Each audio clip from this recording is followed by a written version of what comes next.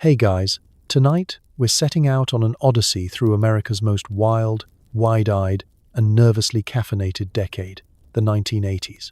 But we're not here to moonwalk, solve a Rubik's Cube, or decipher the plot of Twin Peaks.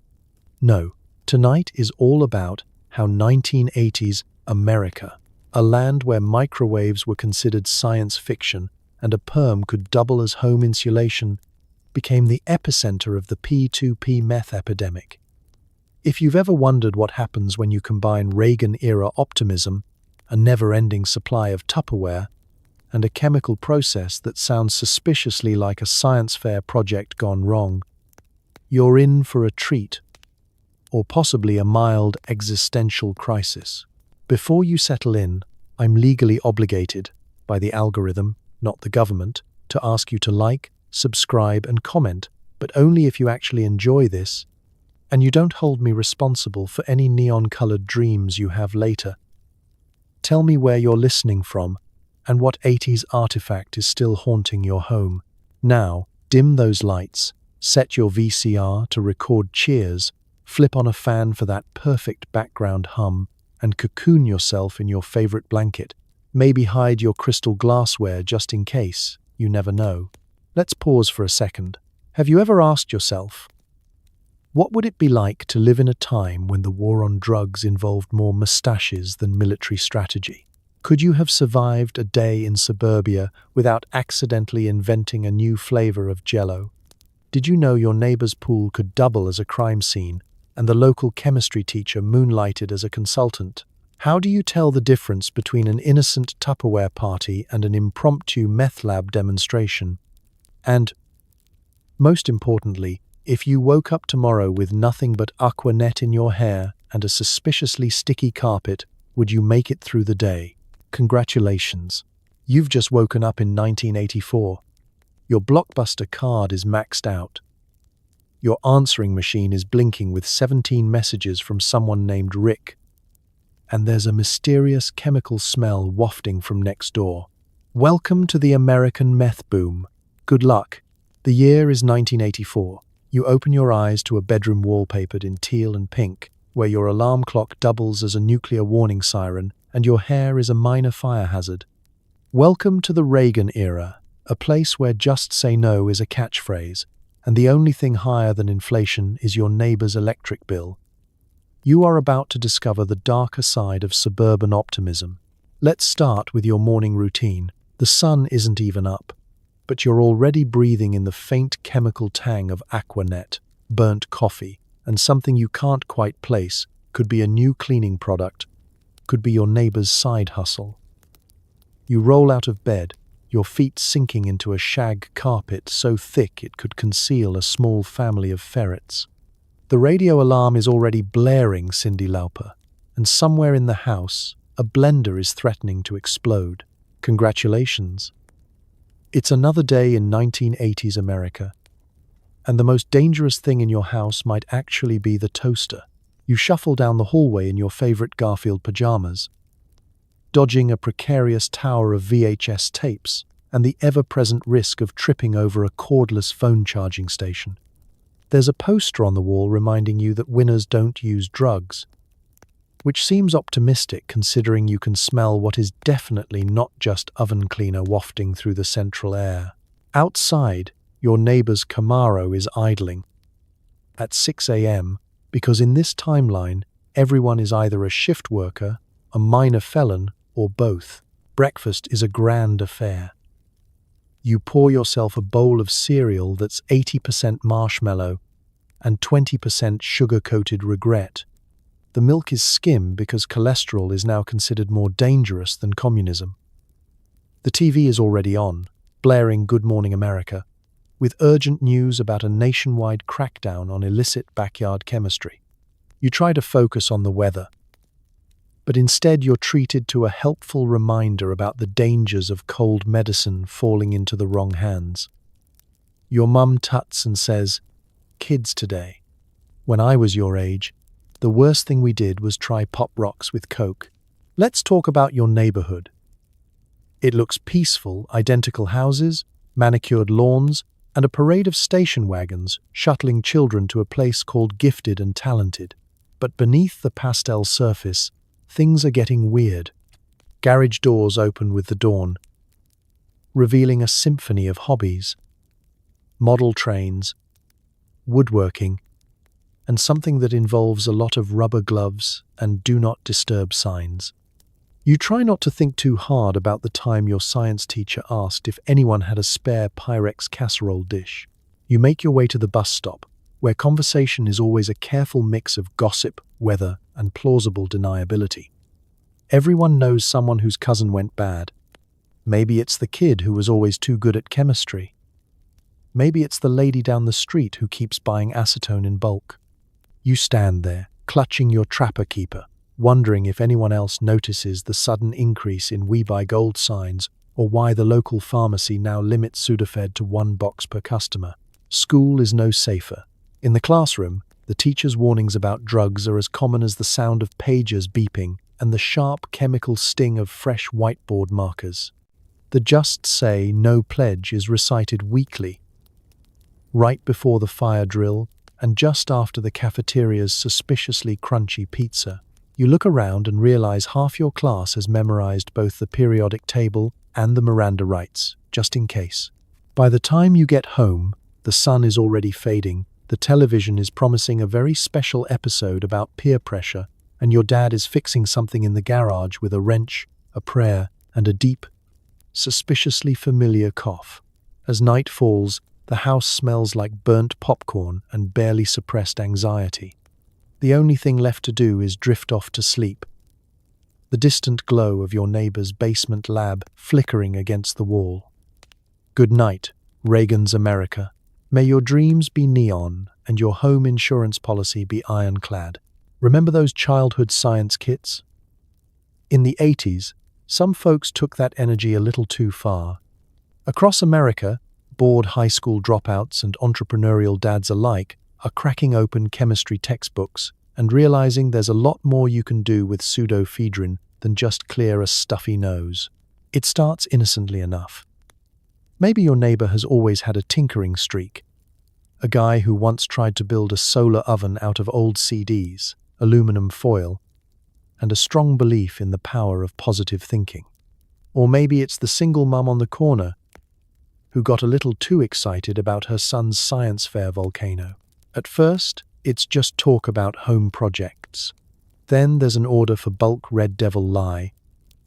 And before you know it, there's a sudden spike in the local demand for glassware and acetone. Let's set the scene. The American garage, that sacred middle-class temple of do-it-yourself ambition. Shelves lined with paint cans, half-used bottles of weed killer, a suspiciously clean set of beakers, and the faint aroma of burnt plastic wafting through the air. In the 80s, these places transform from Dad's safe haven into the birthplace of 1,000 suburban legends. At least once a week, the neighbors hear something explode, but everyone agrees not to mention it.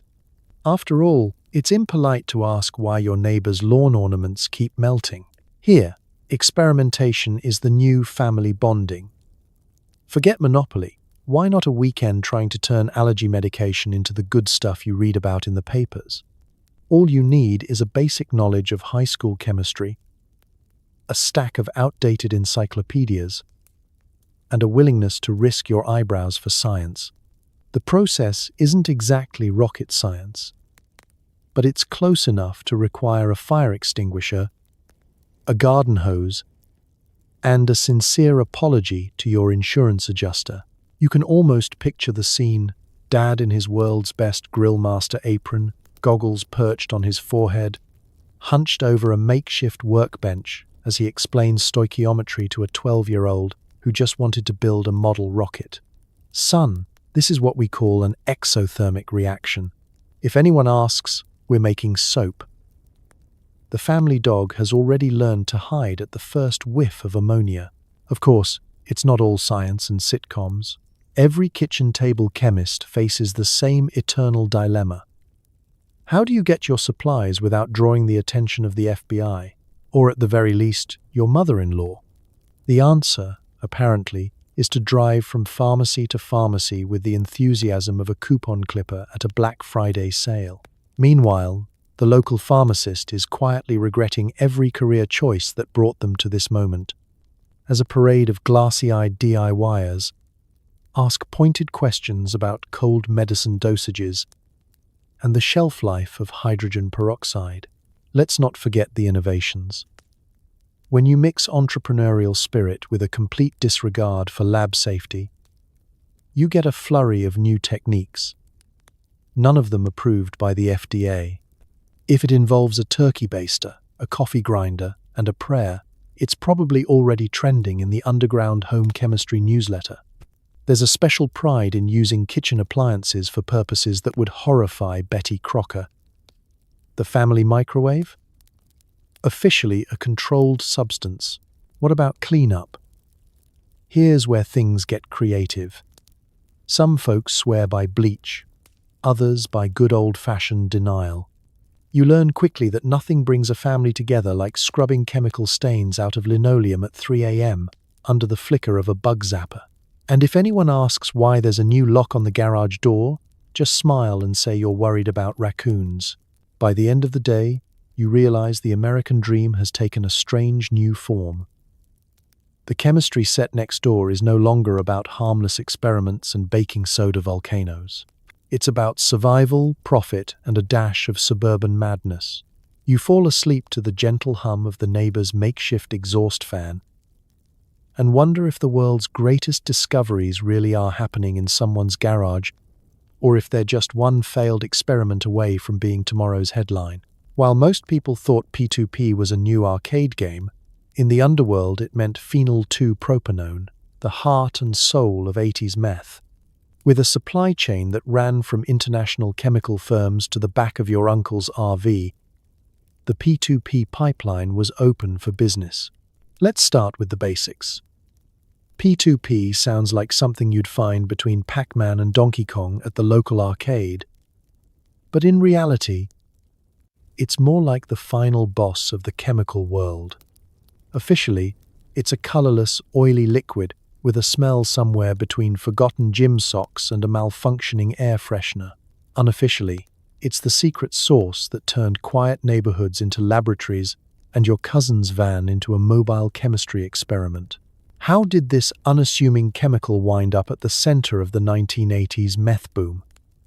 Picture this.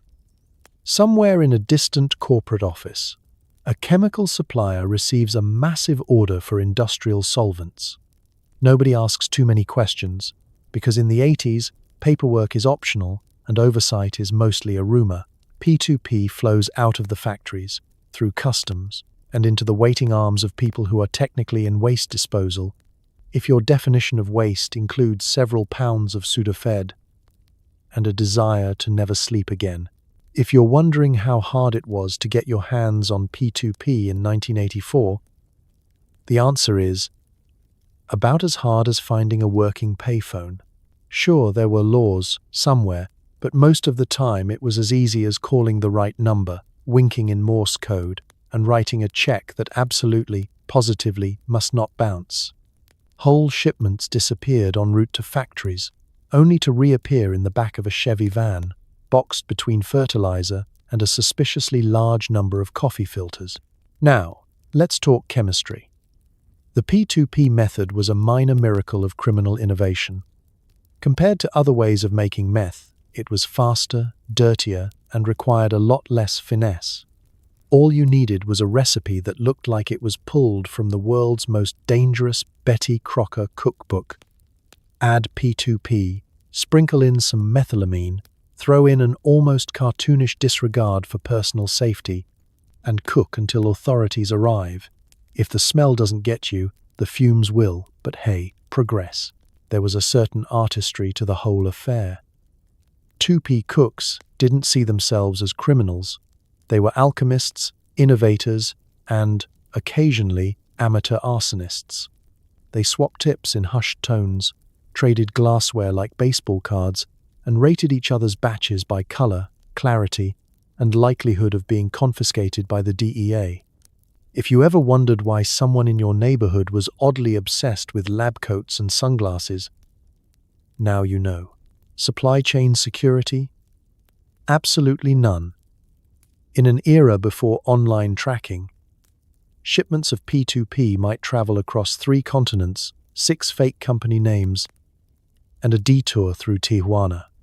Every leg of the journey added another story to the legend. Border agents with stuffy noses, shipping containers labeled floor cleaner, and customs officers who probably should have gotten hazard pay. The end result? A thriving black market that operated with the efficiency of a PTA bake sale and the morals of a raccoon at a trash buffet. Meanwhile, the demand for P2P was insatiable. Every would-be meth chef from Fresno to Fort Lauderdale knew the real trick wasn't the recipe, it was finding someone with a reliable connection to the good stuff. There were urban legends about secret drop-offs, backroom deals at bowling alleys, and mysterious figures who could procure P2P using only a beeper and a knowing look. In this new American economy, the local chemical supplier was just as important as the milkman, if slightly more likely to end up on a federal watch list. By the end of the 80s, P2P had achieved mythical status, part urban legend, part cautionary tale. As law enforcement scrambled to close loopholes and pharmaceutical companies pretended not to notice, the humble little compound quietly transformed American suburbia, one unventilated garage at a time. So next time you hear someone reminiscing about the glory days of the arcade, just remember, for some, the real high score was measured in milliliters, not points. Forget fancy degrees. The best meth cooks in the 80s were resourceful, a little bit reckless, and always smelled faintly of ammonia. You might find them running an auto shop, teaching chemistry at the local high school, or just nodding thoughtfully at the hardware store's acetone aisle. Let's set the scene. You walk into a neighborhood barbecue, the scent of charcoal wafting through the air. And there's Dave, your neighbor with the perennially stained hands, and an encyclopedic knowledge of engine parts. Little do you know, Dave's talents extend well beyond fixing carburetors. If you look closely, you'll spot a certain nervous energy, the way he glances at the sky every time a helicopter passes overhead. In 1980s America, meth chef is less a job title, more a state of mind. The local meth cook is not your typical criminal mastermind. They probably never graduated from college, and if they did, their diploma hangs suspiciously close to a poster of the periodic table. They have an eye for opportunity and a high tolerance for risk. And if you ask them about the most important quality for cooking meth, they'll say, improvisation. That and a healthy disregard for personal safety. You want to know what makes a great 80s meth chef? It's not about the best equipment. It's about making do with what you have. A turkey baster here, a repurposed coffee grinder there, and if you're really lucky, a working hot plate. True story. Somewhere in Middle America, there is a man who made a batch of meth using nothing but a waffle iron and the power of positive thinking. The 80s were nothing if not inventive. These homegrown chemists were part cook, part amateur escape artist. They knew which chemicals could be bought with cash, which required a fake mustache, and which ones you should never, under any circumstances, spill on your skin. Their kitchens were half laboratory, half bomb range. Friends didn't visit unannounced, not because of the drugs, but because you might accidentally interrupt someone assembling a ventilation system out of vacuum cleaner parts and hope. And the best part? They looked just like everyone else. PTA dads, bowling league regulars, that one woman who always had a garage sale, meth chefs were hiding in plain sight. Maybe your kid's science teacher seems to know a little too much about industrial solvents. Or maybe the guy who runs the hardware store can recite the molecular structure of pseudoephedrine from memory. In 1980s suburbia, blending in was both an art and a necessity. The social circle of a meth chef is its own ecosystem. There's the supplier, the lookout, the guy with a pickup truck, and no questions. And, inevitably, at least one person whose job is simply don't touch anything. There are whispered conversations at midnight, phone calls from payphones, and secret signals involving porch lights and the time it takes to mow a lawn. If your neighbors seem oddly synchronized, congratulations. You're living next to a collaborative chemistry experiment. Life as a meth cook is a constant juggling act between ambition and paranoia. You work odd hours, you sleep with one eye open, and every time a van drives slowly past your house, you do a quick mental inventory of your legal rights. Caution is key. If you burn a batch, the smell will haunt your block for days, and if you get it right, well, your mailbox starts filling up with thank you notes written in code. Of course, it isn't all clandestine glory. There's the never-ending anxiety that comes with mixing volatile chemicals in a poorly ventilated space. There's the awkward moment when you realize your entire wardrobe now smells like acetone, and the challenge of explaining why the family pet glows under a black light. You develop an appreciation for rubber gloves, dust masks, and the kind of friendship that doesn't ask too many questions. But for every disaster, burnt eyebrows, accidental small fires, or a panicked sprint to the garden hose, there's the undeniable thrill of getting away with something you probably shouldn't. Meth chefs of the 80s weren't just making drugs. They were crafting legends, one bad idea at a time. In a land of opportunity, they found theirs in a bottle of drain cleaner and a willingness to experiment. So next time you see someone examining the acetone shelf just a little too carefully, give them a nod of respect. Or maybe just keep walking. You never know when the local mad scientist is about to make history. Or just burn the garage down trying. Either way, the meth chef is a true original, a pioneer, a risk-taker, and probably the reason your neighborhood smells faintly of ammonia after dark. Gone are the days of bathtub gin. Now it's garage meth. The suburbs become ground zero for homemade chemistry, with garages, basements, and even kitchen islands doubling as clandestine labs. There's no OSHA compliance, but hey, at least the snacks are good. Let's take a little tour. You open your garage door, not for your car, but to reveal what looks like a science fiction convention gone horribly off script. Folding tables are covered in coffee filters, plastic tubing winds like spaghetti across toolboxes, and someone has helpfully labeled a 5-gallon bucket "Do Not Touch." Seriously, it's alive. The lawnmower's been exiled to the backyard, replaced by a suspicious number of empty pseudoephedrine boxes and a crock pot that should never be used for chili again. It's a different kind of American dream.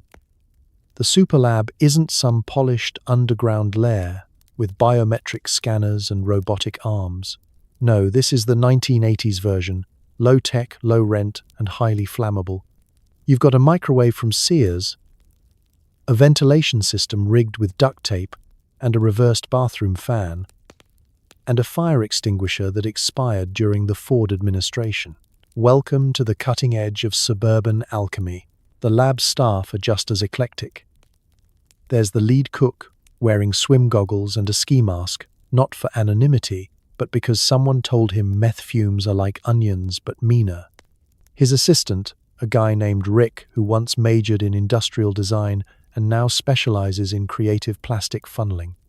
And let's not forget the lookout, usually someone's nephew, sitting on the porch with a walkie-talkie and a sandwich, living his best spy movie fantasy, while occasionally mistaking squirrels for DEA agents. It's not just a lab, it's a lifestyle. The garage becomes the heartbeat of a miniature economy. Runs to the hardware store are daily rituals.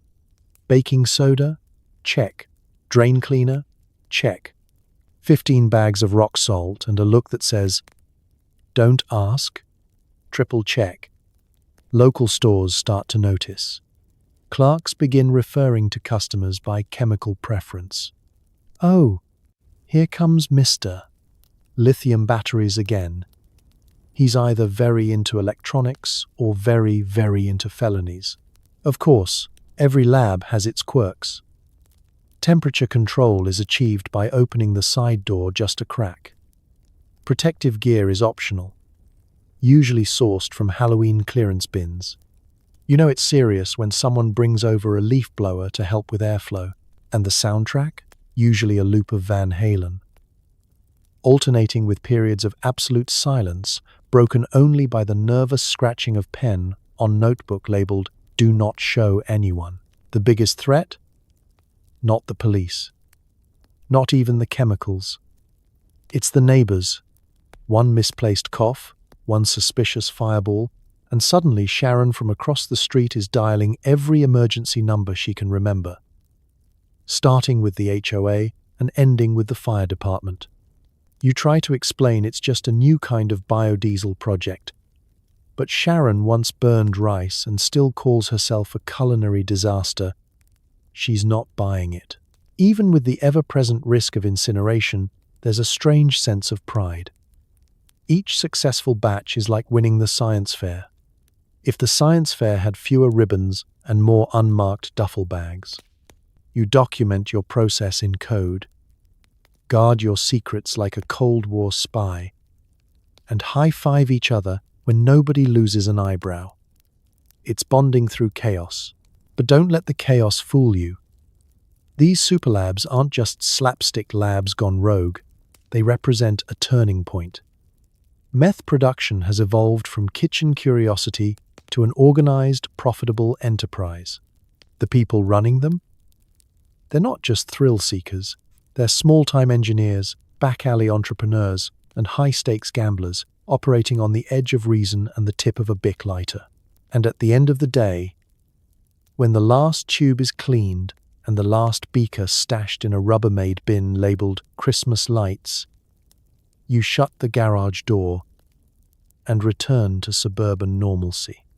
On the outside, it's just another tidy lawn, another barbecue, another neighborhood that definitely does not smell like ether. But inside, it's a different story. A quiet rebellion, a hidden lab, and a whole lot of very illegal chemistry being conducted underneath a live, laugh, love sign. Between watching music videos and practicing your moonwalk, it was surprisingly easy to miss the growing cloud of chemical entrepreneurship lurking just off-screen. As teens flocked to malls and arcades, others discovered the exhilarating world of at-home synthesis. Let's rewind to a time when the mall was more than just a shopping center, it was the cultural hub. You weren't anyone unless you had a pocket full of quarters, a pager clipped to your acid-washed jeans, and a detailed plan for spending 3 hours loitering near the Orange Julius. The music was loud, the hair was taller than most domestic pets, and mall security was completely outnumbered by teenagers in leather jackets and denim vests.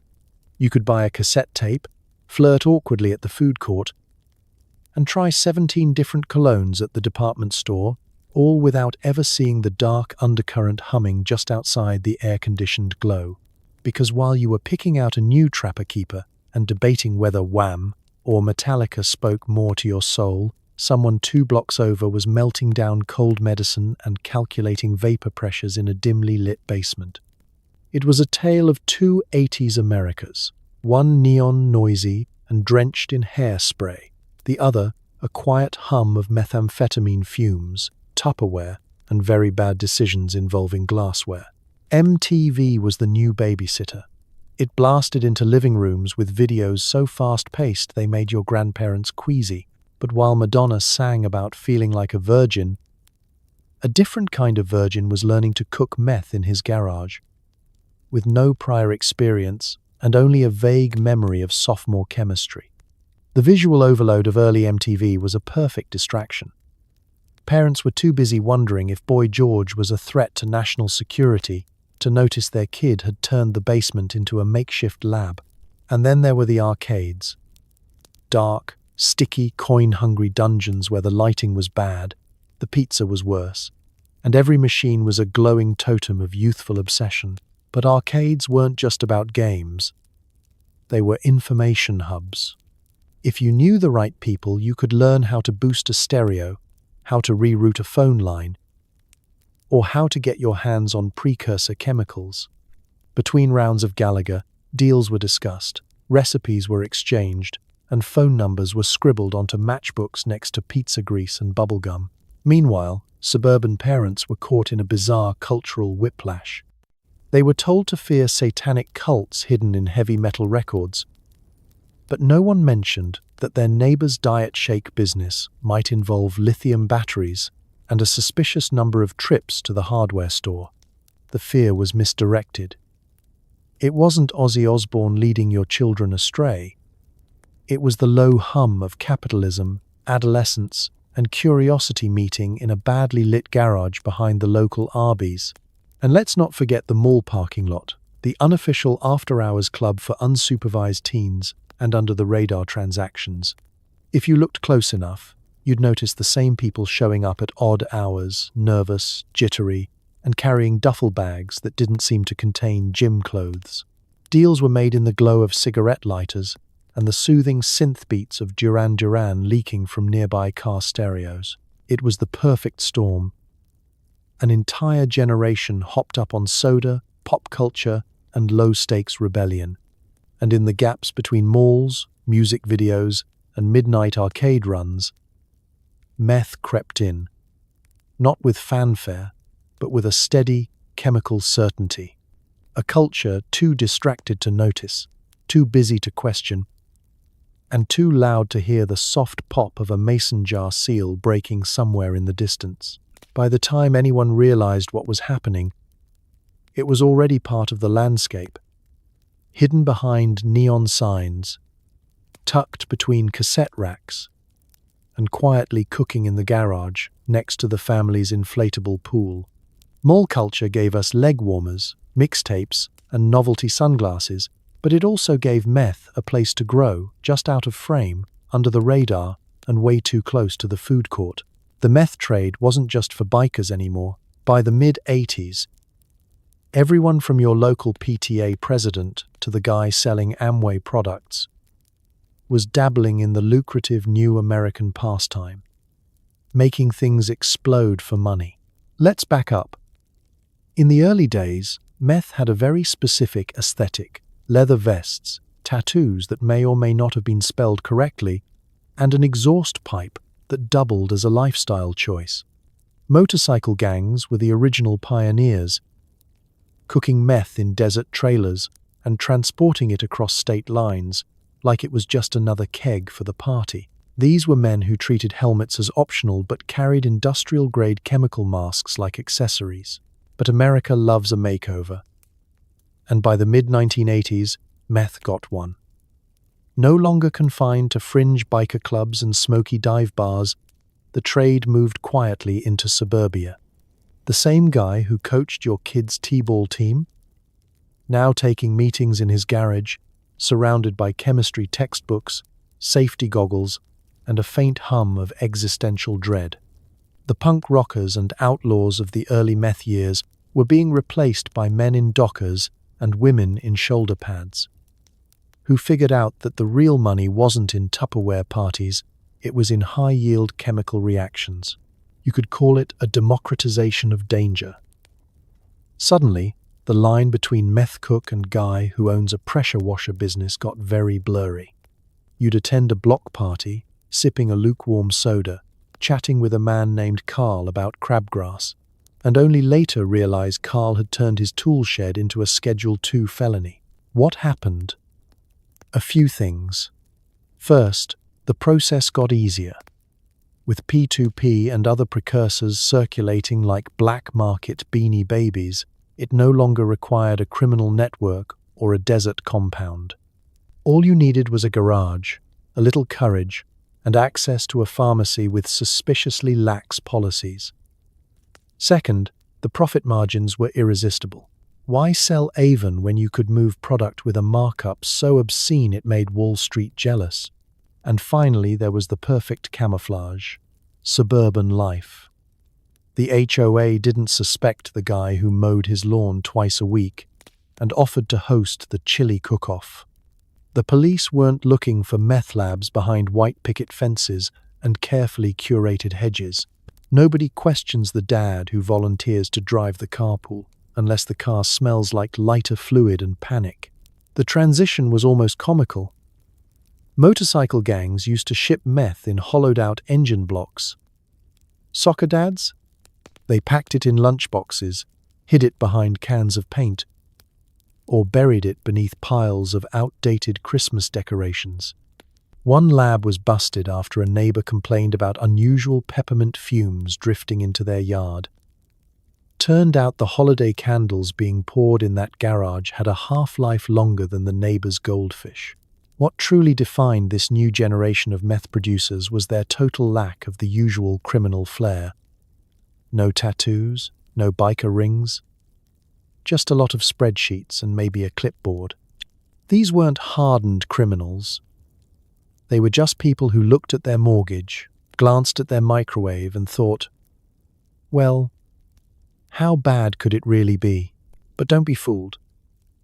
Just because someone drives a minivan doesn't mean they can't blow a hole through their roof with improperly stored ether. Meth doesn't discriminate.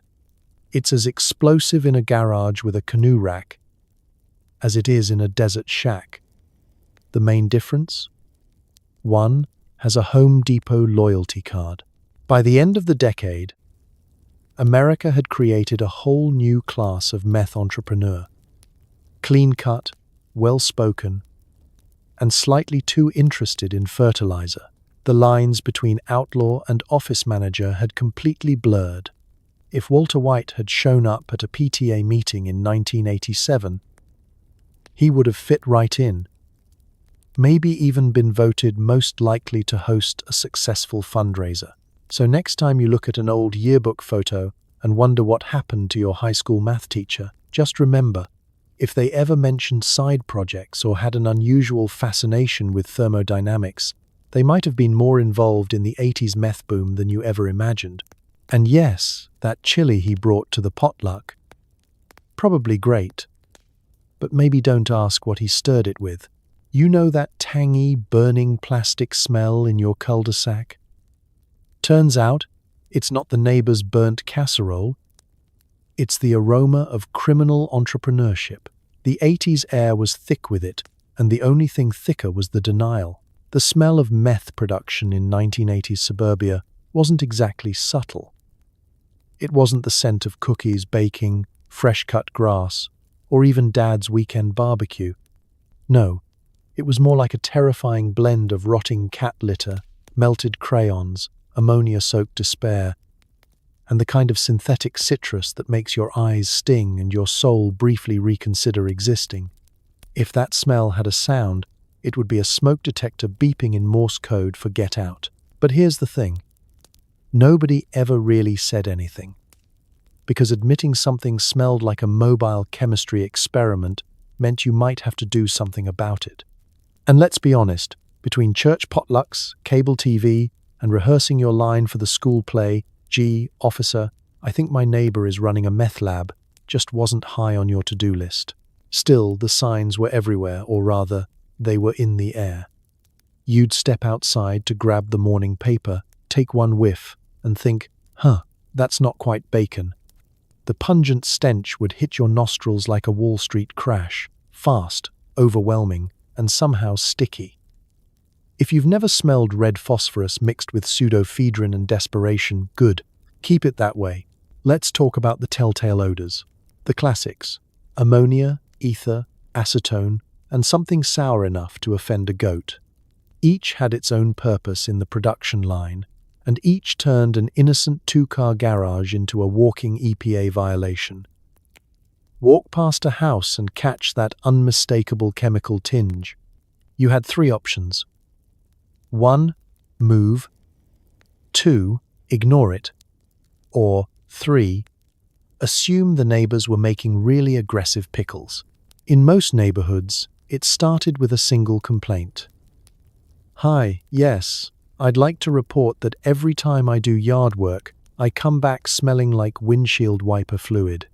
But then that neighbor mysteriously stopped complaining. Not because the smell went away, but because suddenly their lawn was suspiciously green and someone offered to power wash their driveway for free. Welcome to the Suburban Code of Silence. where suspicious favors cancel out environmental concerns. Inside these homes, the smell wasn't just an annoyance, it was a warning system. Meth cooks learned to ignore it, of course. That's how you know they were in too deep. You'd walk into one of these improvised labs, and your eyes would start watering like you just watched the end of E.T. backward. If you could still smell the ammonia, it meant the extractor fan was broken or never existed. And yet somehow these operations thrived. People got used to it. You'd have backyard barbecues next to garages that could double as hazmat training zones. You'd drink off-brand soda while standing 3 feet from a gas can, a Bunsen burner, and a guy named Phil wearing plastic gloves and a 1,000-yard stare.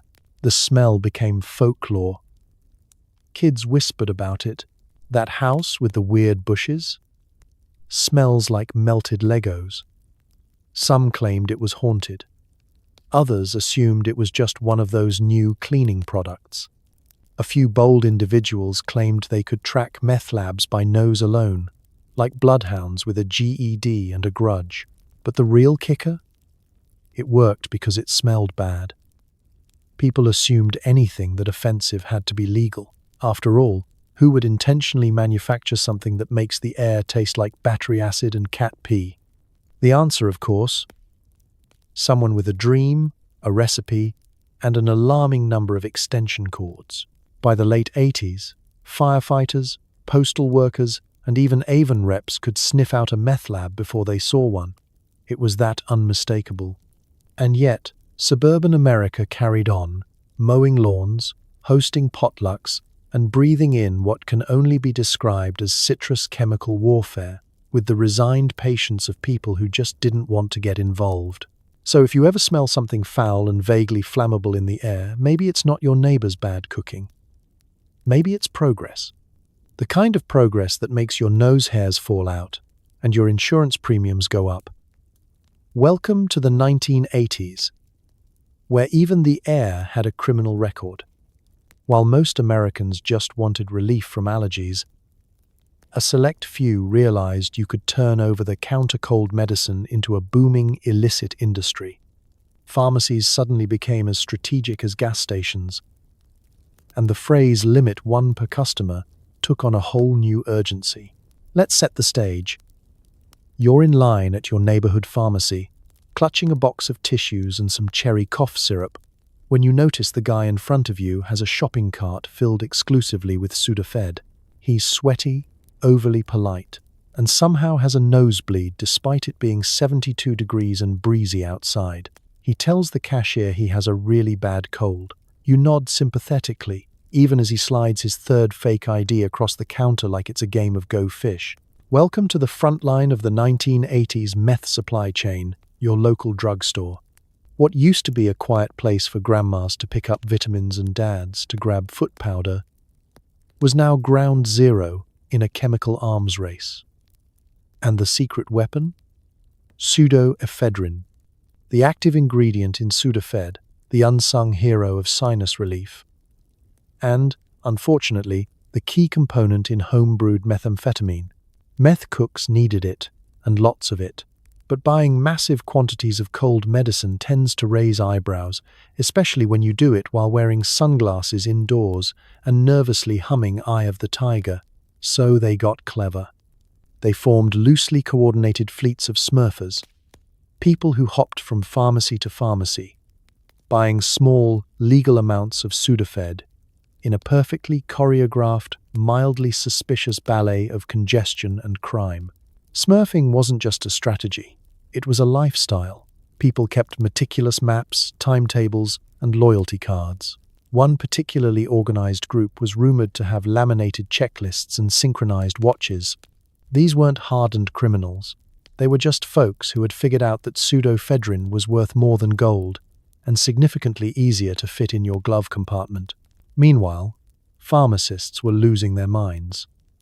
What once had been a sleepy, low-stakes job involving multivitamins and awkward conversations about foot fungus had become a daily test of detective skills. They started noticing patterns. The same customers showing up every 3 days with the same cold. the way certain people avoided eye contact with the Claritin aisle, and how their stockroom of Sudafed was vanishing faster than free samples at a Costco. Some pharmacists fought back. They started implementing store policies like ID checks, purchase logs, and weirdly specific conversations about sinus pressure. Others just quietly limited stock and prayed no one asked too many questions. A few, driven to the edge, posted passive-aggressive signs like, "We know what you're doing, Larry," above the cold and flu section. And then there was the black market. Because when official supply chains get clogged, unofficial ones bloom. You'd hear whispers about a guy named Steve who knows a guy who could get you a case of Sudafed for the right price, usually cash, unmarked bills, or a used Pontiac. Sometimes the deals went down in parking lots, sometimes in laundromats, and sometimes, absurdly, in the aisles of the very stores being looted for legal meds. But the wildest part? The logistics were kind of impressive. There were entire underground networks dedicated to nothing but pill acquisition. Phone trees, burner phones, and supply spreadsheets were passed around like it was a Silicon Valley startup, only instead of a product launch, it was just a mildly illegal allergy pill procurement empire. Somewhere, someone was absolutely running a meth side hustle using Excel. Eventually, the government caught on. Regulations tightened. Boxes of Sudafed got locked up behind counters, and suddenly buying cold medicine required more ID than a voting booth. Still, the damage had been done. America had discovered that with enough determination, desperation, and nasal congestion, even a simple decongestant could become the backbone of an underground economy. So next time you walk into a pharmacy and see the Sudafed behind glass like it's an ancient artifact, remember, it wasn't always this way. Once upon a time, it was just for colds. Then the 80s happened. And now we can't have nice things without signing a waiver, swearing an oath, and explaining to the pharmacist that yes, you actually do have a cold. The 1980s were a golden age for undercover agents, all mustaches and members-only jackets. If you've ever wanted to watch a grown man pretend to buy fertilizer while humming Madonna, this was your era. At the heart of the war on meth was a very specific type of character. The narc, equal parts mall cop, cowboy, and part-time theater kid. These agents weren't just busting drug rings, they were performing. Every mission was a high-stakes improv class with a chance of explosion.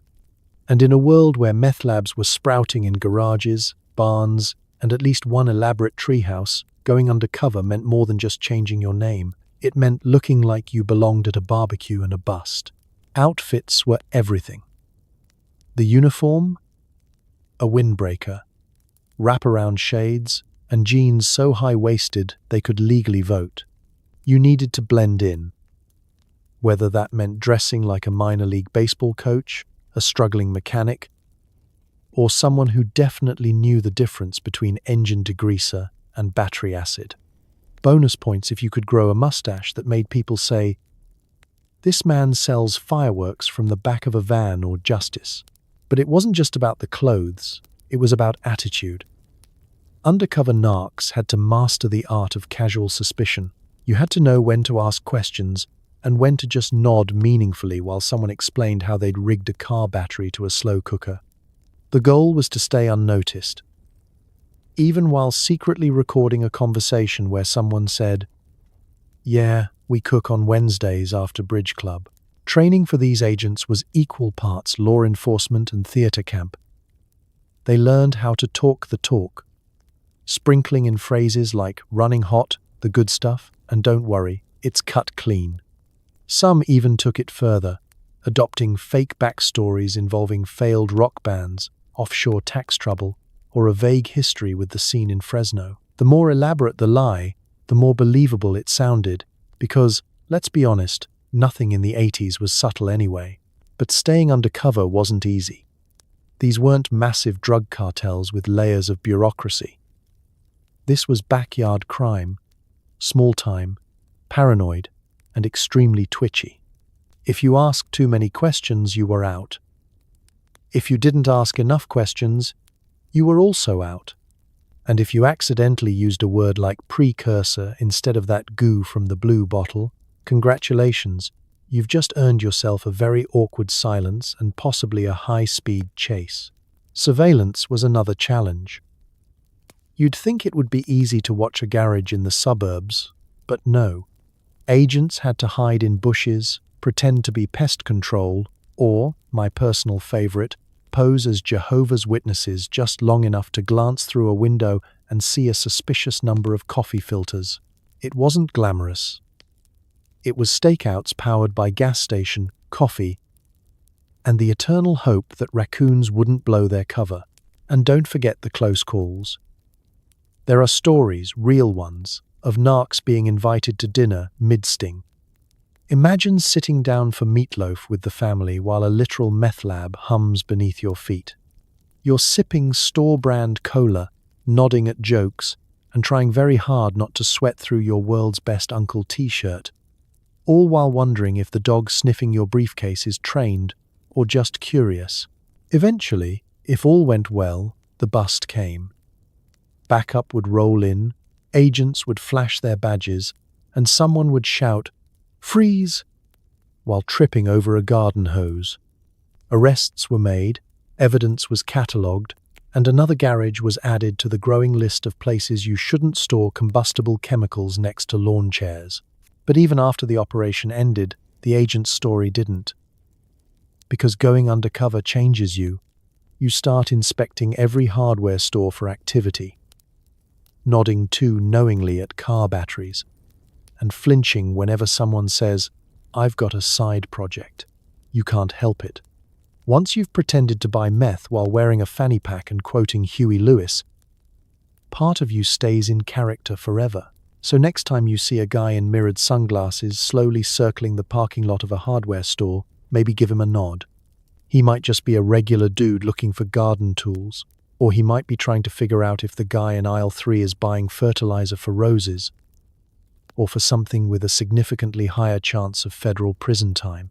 It's hard to overstate the paranoia.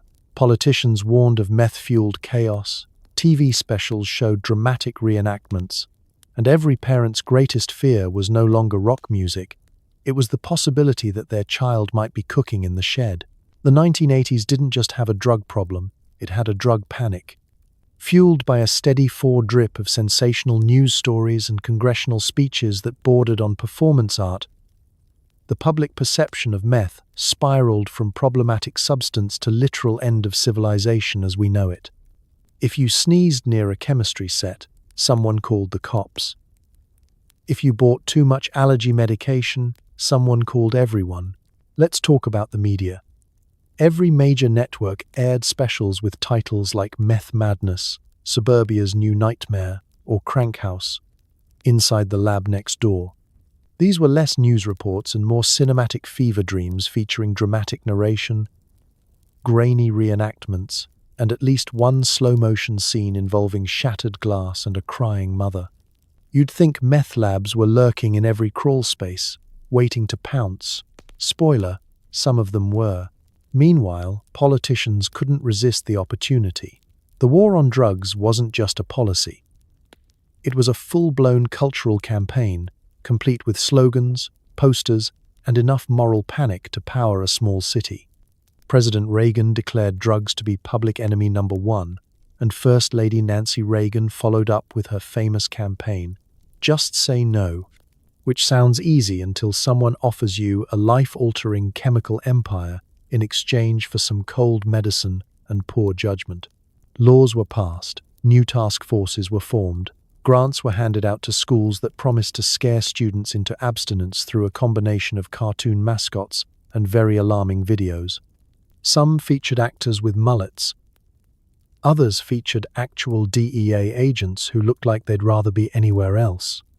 Every school had Drug Awareness Week, which mostly consisted of kids learning the street names for substances they'd never heard of and developing a very specific fear of vans with tinted windows. Parents, of course, went into full DEFCON 1. Moms who once worried about dirty sneakers now tore apart basements looking for Bunsen burners and suspicious chemistry notes. Dads started giving heartfelt speeches at dinner about the dangers of experimenting, followed by vague anecdotes involving a guy from work and something called a shake and bake explosion. Even teachers got in on it, eyeing students with unusually high science grades like they might be one funnel away from felony charges. And then there were the neighborhood watch groups.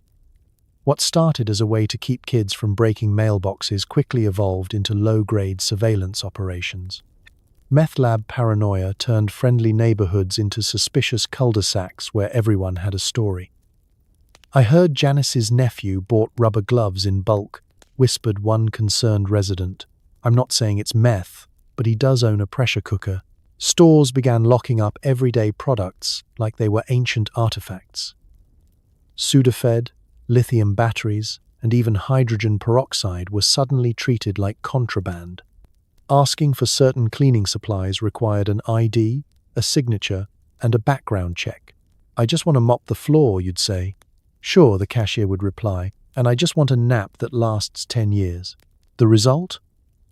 A nation where fear often outpaced facts. Yes, meth was a serious problem, but the hysteria surrounding it often blurred the line between genuine concern and pure theater. People forgot that addiction was a complex issue, not a Halloween costume.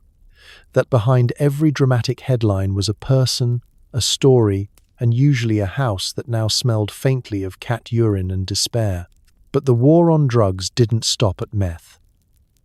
It became a wide net, one that caught the innocent, the addicted, and the deeply confused. It led to harsher sentencing, overflowing prisons, and an entire generation taught that one whiff of the wrong chemical could turn them into a criminal mastermind or a pile of melted shoes. So yes, the 1980s brought us big hair, bigger soundtracks, and an even bigger wave of chemically induced panic. And while some of that panic was justified, meth is no joke, the rest was pure, grade A American hysteria. Fear wrapped in a flag, served with a side of political ambition, and narrated by a very serious man in a turtleneck. In another timeline, Tupperware is used to store casseroles. Here, it's storing Schedule II narcotics. The 80s home party scene becomes a surreal battleground as entrepreneurial spirit meets questionable chemistry. Picture it: suburban living rooms filled with folding chairs, pastel streamers, and bowls of off-brand cheese puffs. Karen from across the street has invited 10 of her closest friends, and 2 people she doesn't really like but had to include, to talk about airtight food storage. But behind the cheerful jingle of Tupperware lids popping shut is the unsettling fact that half the people here don't care about freshness. They care about containment. Of substances, very illegal ones. Because by the mid-1980s, the American living room had become more than a space for TV dinners and carpet rakes. It was now a command center for DIY drug distribution, and Tupperware, with its colorful stackable promise of freshness and discretion, was the accidental star of the show. Durable, unbreakable, and most importantly, sealable. It was the ideal vessel for everything from lasagna to low-grade methamphetamine. Let's be clear, not every Tupperware party ended in a DEA raid. Some just ended in mild regret and a fridge full of leftover egg salad. But in more than a few neighborhoods, these once wholesome gatherings took a darker turn. Behind the sample trays and marketing brochures, side deals were struck. Inventory wasn't just sandwich holders and spaghetti strainers. It was pill bottles, powder, and a small but mighty scale tucked discreetly under the coffee table. The women running these parties? Powerhouses. Many of them had been overlooked by the corporate world, boxed out by glass ceilings and inflexible schedules. But give them a catalogue, a customer list, and a small understanding of organic chemistry, and they became Suburban CEOs, equal parts hostess and hush-hush pharmacist. They knew which containers were best for long-term storage, which lids wouldn't pop under pressure, and which guests to trust with special orders. Some were in it for survival. Rising costs, stagnant wages, and economic pressure created a perfect storm for innovation or desperation. A few party hosts just wanted to make rent and thought, well, if Susan can make $300 in a weekend selling plastic bowls, why can't I make $1,000 selling something that also comes in a bowl? Others leaned into the absurdity. They gave their Tupperware lines cute, coded names. The Cool and Crisp became a favorite for meth crystals. The Stack and Go was for more mobile operations. And the Mix and Store earned a reputation for being able to contain both casserole and chaos. Somewhere, a marketing exec cried softly into a lime green pitcher. The party format helped too. It was intimate, relaxed, and covered in snacks. No one questioned why Linda had suddenly taken a deep interest in airtight containers and home security systems. They just assumed she was being thorough. Meanwhile, deals were made over pigs in a blanket.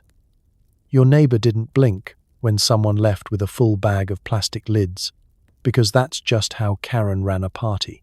Of course, some people ruined it for everyone. One too many clumsy spills. One guest who thought the lemon bars were infused on purpose. And suddenly there's an unmarked van idling outside your cul-de-sac and a man with binoculars hiding behind a hedge shaped like a swan. You try to explain that you're just enthusiastic about efficient food storage, but the faint chemical smell and the fact that you've labeled your containers by pH level aren't helping. Eventually, the authorities caught on. Tupperware reps started noticing unusual bulk orders. Parties were randomly visited by officials with suspiciously large clipboards, and in one legendary case, a multi-level marketing seminar was raided when someone confused a product demo with an actual production facility.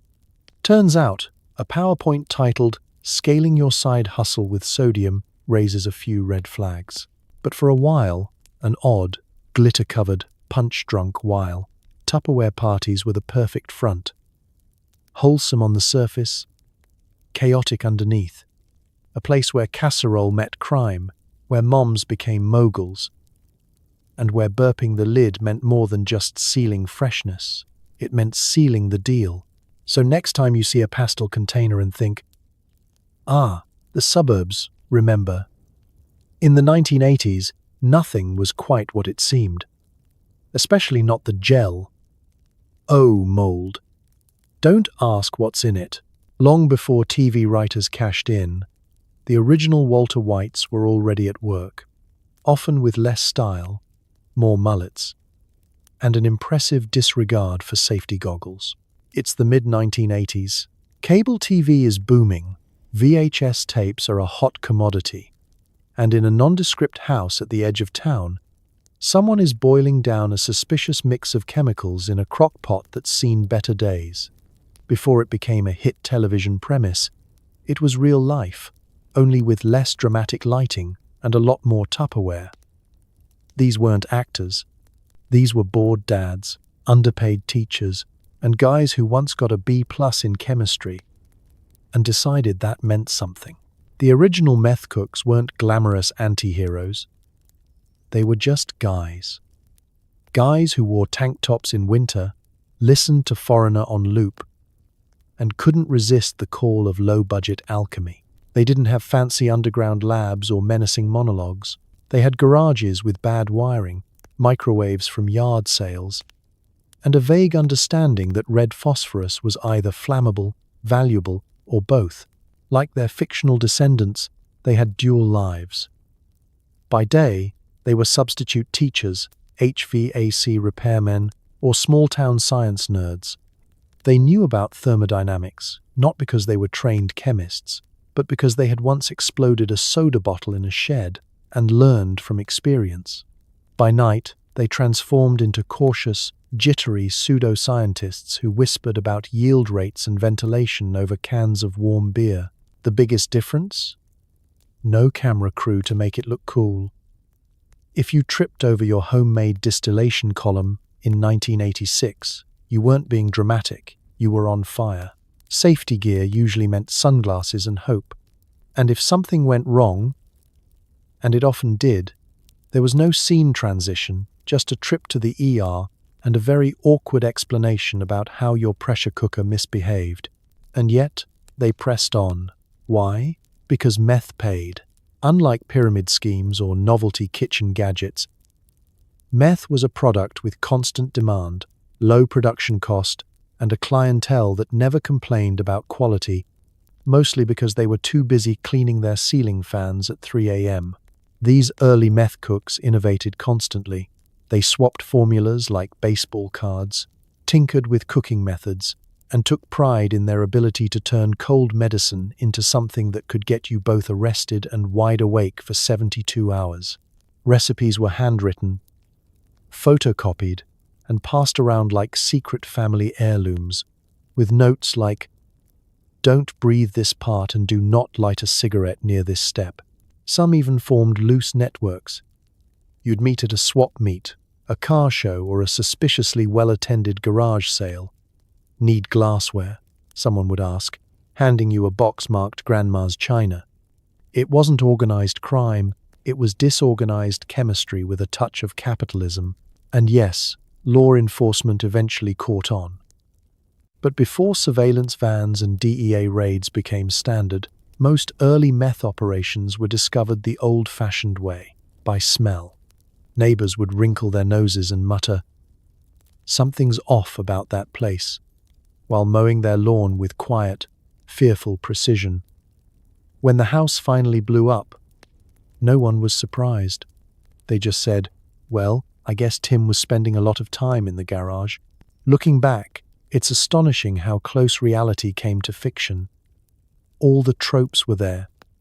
The hidden genius, the double life, the steady descent into chemical-fueled paranoia.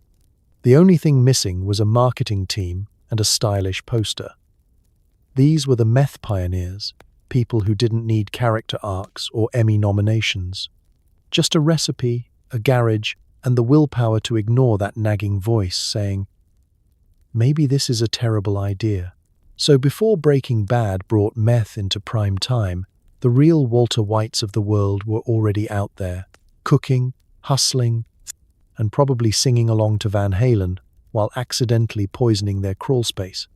It wasn't glamorous, it wasn't cinematic, but it was very, very real, and surprisingly flammable. Suspicious vans, late-night repairs, and a surge in the local squirrel population. Suburbia's response to the meth wave was to peer nervously through the blinds, clutch a cordless phone, and absolutely do nothing about it. This was not a neighborhood watch in the traditional sense. No one was organizing late-night patrols or exchanging Morse code via flashlight. It was more of a neighborhood watch you from behind the curtains and hope it goes away. The average suburbanite in the 1980s wasn't trained in crime prevention. They were trained in lawn maintenance, casserole swaps, and pretending everything was fine as long as the house didn't explode before bedtime. And things did seem off. Maybe it was the guy 2 doors down who wore sunglasses at night, or the fact that the garage across the street glowed faintly purple between the hours of 2 and 5 a.m. Perhaps it was the weekly FedEx deliveries marked fish tank cleaner, or the subtle chemical bouquet wafting over the picket fences. But suburbanites, being polite to a fault, preferred suspicion over confrontation. If your neighbor's garage smelled like a weaponized pine sol factory, the accepted response was to go back inside and double-bolt your sliding glass door. It didn't help that everyone had their own private theory. One woman was convinced the smell was from a new kind of mulch.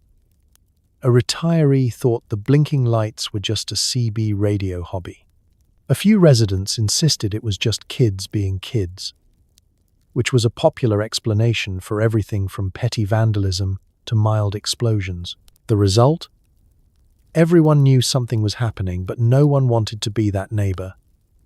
The snitch. The one who called the cops and ruined next month's potluck. And let's be honest, it's hard to stage an intervention when the guy running a meth lab is also the one who shoveled your driveway last winter and lent you a folding table for Thanksgiving. Maybe he did install a high-powered exhaust fan for model trains. Maybe the barrels of unlabeled liquid in his backyard were for gardening. You didn't want to assume the worst, because if he's guilty, you're now part of the neighborhood meth drama. And who has the emotional energy for that? The local HOA had rules about lawn height, mailbox color, and whether garden gnomes were tacky, but no clear stance on meth production. There were no bylaws stating, "Thou shalt not operate a clandestine drug lab within sight of the community pool." So, unless someone saw flames or heard a boom, the official stance was shrug and move on. Even the few brave souls who did report something found the process confusing. You call the non-emergency police line. And what do you say? "Hi, yes. My neighbor's house smells like battery acid and old ham. And they recently installed blackout curtains in their garage, which is strange because they don't own a band." It doesn't sound like a crime, it sounds like suburban gossip filtered through a sinus infection. And yet, under all that denial was a thick layer of unease. People started installing motion lights, even if nothing had ever been stolen. Every van was suspicious. Every unfamiliar car got the side eye. Neighborhood watch signs went up. But they mostly served as passive-aggressive decor, like saying, "We see you," while also saying, "But please don't involve us." Ironically, the only time people really got involved was after the explosion. Suddenly, everyone had a theory. Everyone knew something was up. I always thought it was strange he bought 12 humidifiers. She did ask a lot of questions about glass density once. But hindsight is the easiest badge to wear, especially when it comes with the comforting knowledge that your house didn't detonate. So yes, the 1980s suburban meth crisis unfolded in broad daylight, under the careful, silent observation of 100 neighbors who all decided better not to get involved. Because when faced with organized crime, the average cul-de-sac chose polite paranoia and a reinforced deadbolt. And in some twisted way, that was the neighborhood watch, just without the watching part. Or the neighborhood meetings. Or the ability to do literally anything about it. As the meth crisis spread, so did the government response. The Drug Enforcement Administration found itself in a never-ending game of whack-a-mole, raiding garages while inventors everywhere just moved to the next zip code. Welcome to the weirdest arms race of the 1980s. One side armed with badges, helicopters, and bureaucracy, the other with crockpots, goggles from a Halloween store, and a working knowledge of gas station supply chains. It wasn't exactly spy versus spy. It was more like dad versus detective, a slapstick showdown playing out in every cornfield, cul-de-sac, and condemned barn from Fresno to Fort Wayne. The DEA, bless their hearts, came in hot. After years of watching meth labs multiply like rabbits with access to lithium, they ramped up operations. New task forces were formed. Raids were staged. Agents were trained to recognize the telltale signs. Covered windows, weird smells, and garages with more ventilation than a hospital. They even had checklists, because nothing says we've got this under control like a laminated list of things that might be meth. But meth cooks were nothing if not adaptable. You take away P2P? Fine, they switch to ephedrine. You restrict ephedrine? Great. Now they're making it from tree bark and broken dreams. For every regulation the government introduced, there were 3 guys in a garage somewhere saying, "What if we just used less sulfuric acid and hoped for the best?" This wasn't chemistry, it was jazz, improv, a constantly evolving, slightly toxic dance.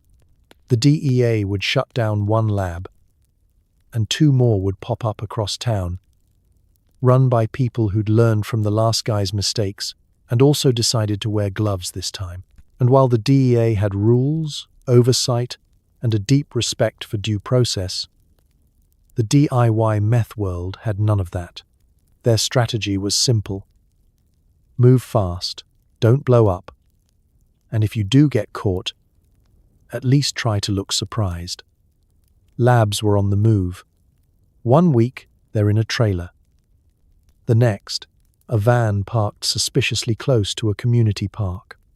Some even tried mobile labs in RVs, which sounds like a brilliant blend of crime and camping until you realize how hard it is to drive while avoiding explosions and curious raccoons. The DEA kept upgrading too. Surveillance equipment got better, helicopters were deployed, agents went undercover in increasingly bizarre disguises. There's probably a guy out there who still has PTSD from pretending to be a fertilizer salesman for 8 months straight. They held press conferences, created sting operations, and invented acronyms faster than you could say clandestine lab remediation team. But the meth world? It got craftier. Supply chains went black market. Recipes were altered. Some even went analog, writing instructions in code, hidden inside church cookbooks or passed around on cassette tapes disguised as mixtapes. Imagine pressing play, expecting Journey, and getting a detailed breakdown of methylamine ratios set to smooth jazz. Middle America became the stage for this chemical cat and mouse game. Local law enforcement was often caught in the middle, trying to decide if the guy buying 300 feet of tubing at 10 p.m. was building a haunted house or something that definitely required federal attention. Small towns were overwhelmed. Newspapers filled with headlines like meth lab discovered in abandoned petting zoo, and mayors were giving speeches that included the phrase unexpectedly flammable. And yet, despite everything, the labs kept coming, because regulation can't move as fast as desperation. For many cooks, this wasn't about rebellion. It was about rent, medical bills, or just the misguided thrill of being the smartest person in the room with access to sulfuric acid. Meth became less a drug and more a symbol of everything bubbling under the surface. Economic anxiety, suburban isolation, and the terrifying realization that you could build an empire with just a little know-how and zero concern for ventilation. By the end of the decade, it was clear the DEA was fighting a war that couldn't be won in a day. Because you can arrest a person, seize a lab, and lock up the chemicals, but you can't shut down innovation. Not in America. Not in the land of duct tape, ambition, and deeply questionable decisions. So yes, while the DEA did their best, the meth world just changed zip codes, put on a new pair of wraparound sunglasses, and got back to work. After all, this was Middle America, and if there's one thing it does better than anyone, it's DIY. Who knew meth had better profit margins than the lemonade stand? The only difference, less sugar, more lawsuits, and an alarming number of burned-out microwaves. Welcome to the 1980s side hustle no one put on their resume. The basement meth lab wasn't just a questionable life choice, it was a business model. A highly flammable, vaguely illegal, faintly citrus-scented enterprise that somehow outperformed most small-town startups. While other people were trying to sell vacuum cleaners or host fondue parties, these enterprising individuals were mixing chemicals and cashing in without ever having to print a flyer. Let's talk numbers. At the time, a pound of meth could sell for up to $10,000, sometimes more, depending on purity, location, and whether you were willing to deliver it without pants on. The startup costs? Surprisingly low. A couple $100 for cold medicine, cleaning supplies, and protective gear, which may or may not include a Halloween mask repurposed for fume filtering. The return on investment? Astronomical. The risk? Let's call it legally spicy. The appeal was obvious. You didn't need a storefront, a license, or a catchy jingle. Just a basement, a vague understanding of chemistry, and a strong sense of denial. Compared to flipping burgers or selling encyclopedias door to door, cooking meth looked like the more efficient path to financial freedom as long as you didn't mind the occasional explosion or visit from someone named Chainsaw Rick.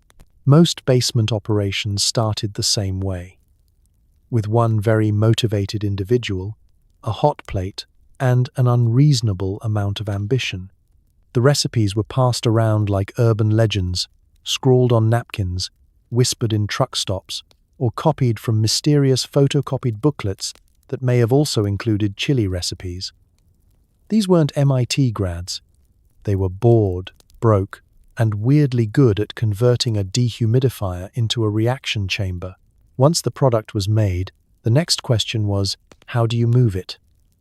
Enter the local distribution network, a ragtag group of people who looked like they belonged in a band, a parole hearing, or both. They weren't exactly organized crime, more like freelance chaos with a business plan. Transactions were fast, informal, and often conducted in parking lots, laundromats, or the back booths of diners that smelled like regret and hash browns. Money moved fast.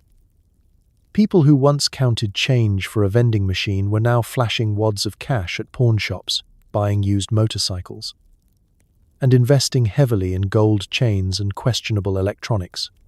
Of course, that kind of spending raised eyebrows. So, many of them tried to blend in. They'd suddenly become interested in home improvement, fancy patio furniture, and donating to school fundraisers with stacks of unmarked bills. You know, normal stuff. Some took their profits and reinvested. More equipment, more cooks. A second location, usually a friend's shed or a barn that hadn't housed a cow since Nixon. Expansion came with its own set of problems. More people meant more mouths to keep shut, more liability, and more chances that someone would spill sulfuric acid on their Jordache jeans and need a cover story for the ER. But the truth was this. It worked. For a while. These basement labs were mini economies, self-sufficient, adaptable, and terrifyingly efficient. They didn't care about regulations. They didn't worry about supply chains unless the local pharmacy changed its layout. They just cooked, sold, and repeated. Until the neighbors complained, the dog barked one too many times at the fumes, or someone accidentally set fire to a couch. And when the operation inevitably collapsed, because it always did, it usually ended with a bang. Literally. The fire department would arrive, confused and horrified, while the local news team practiced how to pronounce anhydrous ammonia without bursting into flames. Interviews would follow. Neighbors would express shock. He seemed like such a nice guy, they'd say, staring at the still-smoking basement and the lawn chair now lodged in a tree. So yes, the economics of meth were irresistible. High reward, questionable process, and a business plan written in Sharpie on a pizza box. It wasn't sustainable. It wasn't safe. But for a very specific kind of 1980s entrepreneur, it was better than minimum wage and just risky enough to feel like freedom. And hey, if nothing else, they learned one lesson that every MBA should know. Never underestimate the profitability of a product that's addictive, portable, and smells vaguely like melted crayons. Just Say No may have worked on after-school specials, but it was no match for creative chemistry and the lure of tax-free income. In living rooms across the country, anti-drug PSAs battled for airtime with sitcoms and subliminal infomercials. It's the 1980s, and you're sitting on shag carpet, eating dry cereal straight from the box, and trying to figure out whether your favorite cartoon will be interrupted by another very serious message from a concerned celebrity. Maybe it's Pee Wee Herman holding up a vial of crack. Maybe it's a bald eagle soaring majestically across a green screen while someone whispers, "Winners don't do drugs." Either way, the message is clear. Drugs are bad, and if you so much as look at them, your skateboard will explode, your grades will collapse, and your dog will probably run away forever. Leading this cultural crusade was Nancy Reagan, armed with the catchiest slogan since, "Where's the beef? Just say no." It was simple, punchy, and deeply optimistic, because it assumed the average teenager, when offered a free substance and peer validation, would respond like a corporate lawyer. It also assumed that the main barrier between kids and meth was a lack of rhyming phrases.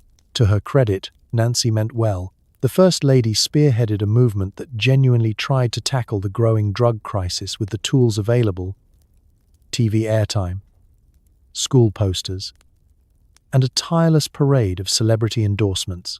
Just Say No clubs popped up in schools.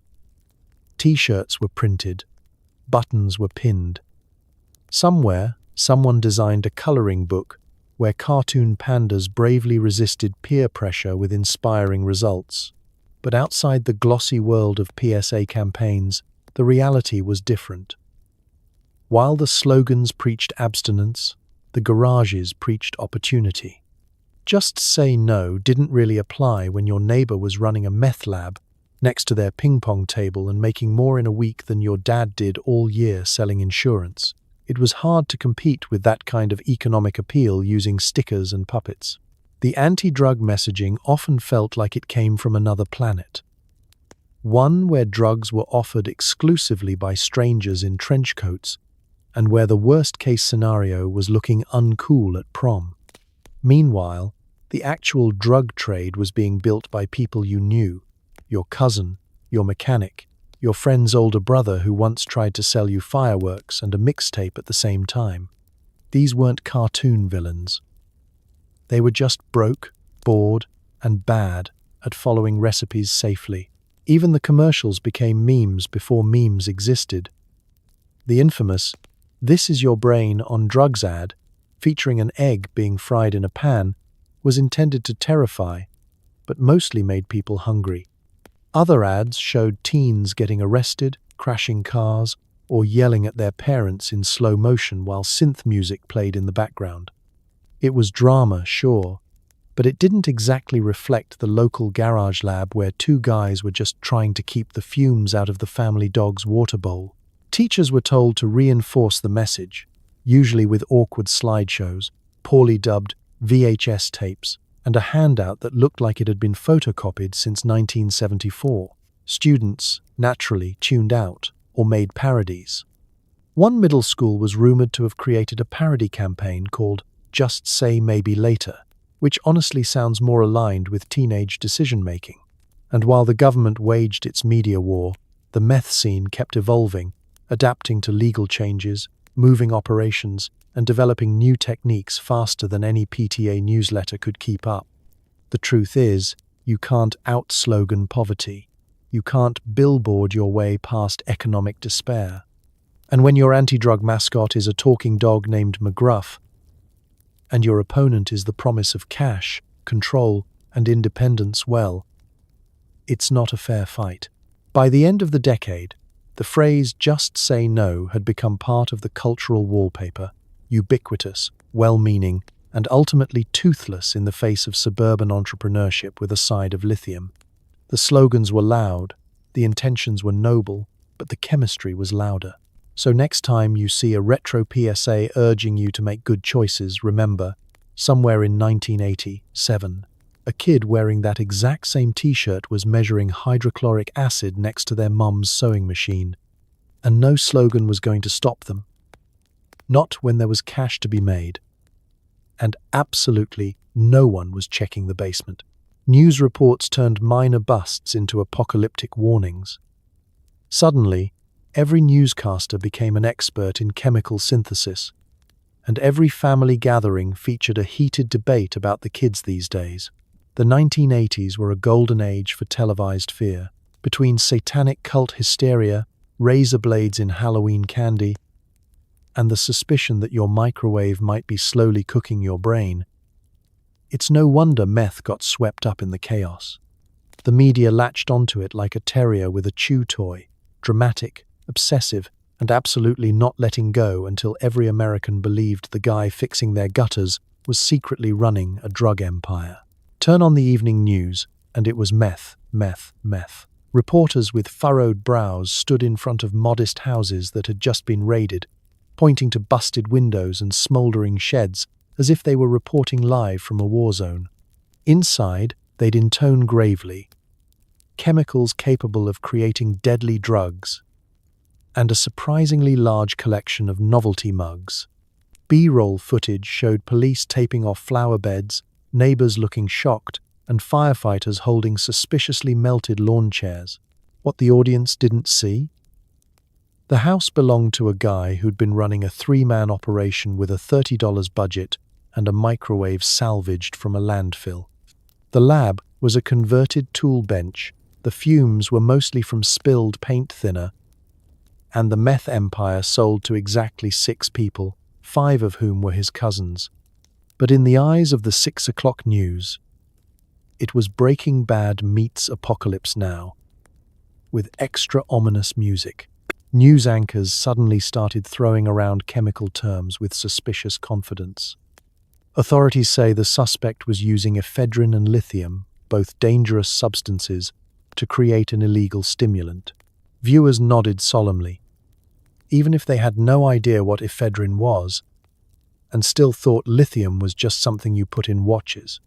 The media didn't need accuracy. It needed adrenaline. And meth, panic, delivered. Television specials took it even further. Shows like 60 Minutes, Dateline, and Hard Copy devoted entire segments to the meth crisis in the heartland, complete with slow pans over empty high school hallways, dramatic reenactments starring off-duty actors, and interviews with experts who looked like they hadn't slept since disco died. Meth wasn't just a drug, it was a threat to the American way of life. The ripple effect reached homes across the country. Suddenly, parents were hosting emergency family meetings. Grandma stopped mailing cookies because she didn't trust the post office anymore. Uncle Ron, who had never read a chemistry book in his life, became the self-declared family authority on meth. "It's in the water now," he'd whisper at Thanksgiving, while passing the mashed potatoes with genuine suspicion. Meanwhile, schools doubled down. Health classes introduced new, absolutely horrifying posters featuring cartoon brains melting like soft serve. Students were shown videos that felt like horror films. Except the monster was your own decision-making. One such classic showed a kid taking a single puff of something off-screen before his life spiraled into mugshots, jail, and a strangely artistic black-and-white montage of his disappointed dog. And the real kicker?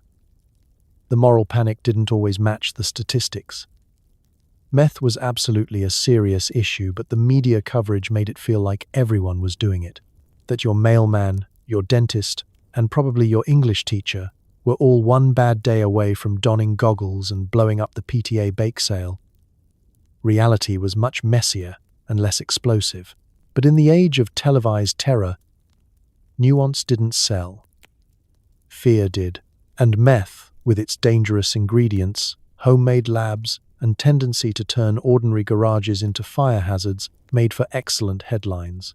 Never mind that most people just wanted relief from allergies, not to accidentally burn down their porch. If it smelled like meth, looked like meth, or made your eyes water slightly, it was time to panic. So yes, the media played its part, amplifying, exaggerating, and occasionally straight-up inventing details for dramatic flair. It wasn't journalism so much as performance art in a trench coat. And as the country watched, wide-eyed and over-caffeinated, one thing became clear. Meth wasn't just a drug problem. It was a cultural event. And every channel wanted a piece of the chaos. High-waisted jeans, sleeveless t-shirts, and the tweaker shuffle become unexpected fashion trends. The only thing more widespread than mullets were the rumors about who was on it. In the 1980s, fashion was already on thin ice. Shoulder pads had declared war on door frames. Neon was somehow both mandatory and blinding. And hairstyles required enough hairspray to contribute meaningfully to the hole in the ozone layer. But amid this glorious mess of acid-wash denim and VHS-fueled trends, emerged a look that no one intended, and yet everyone started to recognize: the meth aesthetic. At first glance, it looked like standard 80s wear. Tank tops with slogans like "Don't hassle the Hoff," jeans that could double as flotation devices, and sneakers that had never once touched gym flooring. But look closer, and you'd start to notice the details, the gaunt cheeks, the darting eyes, the mysterious chemical burns on the shoelaces. This wasn't a fashion statement, it was a side effect. Enter the tweaker shuffle, equal parts power walk and anxious sidestep. It was the unofficial gait of the chemically enthused. You'd see someone pacing rapidly through a gas station parking lot at 3 a.m., muttering about a broken microwave and carrying a traffic cone for reasons no one could explain. Was he just eccentric? Or had he recently licked a battery? Hard to say. The meth look also included certain accessories, a fanny pack, usually full of lighters, wires, and exactly one sock. A pair of wraparound sunglasses, worn indoors and at night, and a watch that hadn't worked since 1978, but was still consulted every 20 seconds. Bonus points for a stained windbreaker and visible tape residue from a now missing mustache. Facial expressions became part of the ensemble. A good meth face involved rapid blinking, a half smile that never quite reached the eyes, and the ability to stare at a microwave clock like it was a portal to the fourth dimension. If someone said, "He's been vacuuming his roof again," you didn't question it. You just nodded and hoped the extension cord wouldn't catch fire this time. Gossip flourished. Is Sheila tweaking? Did Todd really stay up for 4 days to alphabetize his nuts and bolts? Rumors flew like Aquanet in a wind tunnel. And given that meth didn't always show up in obvious ways, people started decoding each other like amateur cryptographers. Someone lost weight? Meth. Someone talked fast at book club? Meth. Someone brought Jell-O salad and made eye contact for longer than 3 seconds. Definitely meth. But here's where it got murky. The line between fashion victim and meth user was dangerously thin. A sweaty guy in a Slayer t-shirt and cut-off jorts might just be a fan of summer and heavy metal, or he might be 4 hours deep into reconfiguring his ceiling fan into a makeshift centrifuge. You never knew. And then came the copycats. People who weren't using meth, but liked the edgy aesthetic. Teenagers wore the look to concerts. Artists started photographing tweakers in alleyways like they were misunderstood fashion icons. One avant-garde designer even tried to launch a chemical chic runway show featuring jumpsuits made of repurposed Tyvek suits and respirators bedazzled with rhinestones. It didn't last. Neither did the models. Even pop culture got in on the act. Films and music videos started sneaking in tweaked-out characters, usually played for laughs, occasionally for scares. The meth archetype became a visual shorthand for chaos, unpredictability, and probably a subplot involving missing copper wiring. But the real irony? Some of the actual meth users started adapting away from the look. They didn't want to stand out. So the most successful cooks and dealers went straight edge. Clean clothes, clean hair, and a suspiciously well-ironed button-up shirt that said, "I definitely have not converted my laundry room into a chemical reactor." Still, the image stuck. The 80s had its icons, Madonna, Prince, and somewhere way down the list, a sunburned man in cargo shorts mumbling about brake cleaner. Because while styles come and go, the meth look was immortalized not on the runway, but in convenience stores, bus stops, and that one guy who just really wanted to tell you how magnets work. And if you ever wonder whether someone's bringing the 80s back, just wait until they start vacuuming their lawn at 2 a.m. in denim shorts and steel-toe boots. Then you'll know relationships in the meth era were explosive. If you ever wanted to test the limits of trust, try dating someone whose idea of romance involves a 5-gallon drum and a suspiciously well-ventilated storage unit. This was not exactly the era of flowers and long walks on the beach. No.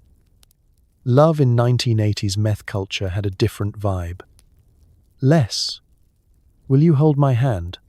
And more. Can you pass me the red phosphorus without breathing too hard? If your partner didn't at least slightly endanger your life, Were you even really in love? The classic meth couple usually met in one of three places: a party, a parking lot, or a pawn shop. Their connection? Instant. Their communication? Frantic. Their idea of a date night? Watching reruns of MacGyver while prepping glassware. And while most couples argue over what to have for dinner, these two were more likely to debate the thermal stability of lithium batteries under a heat lamp.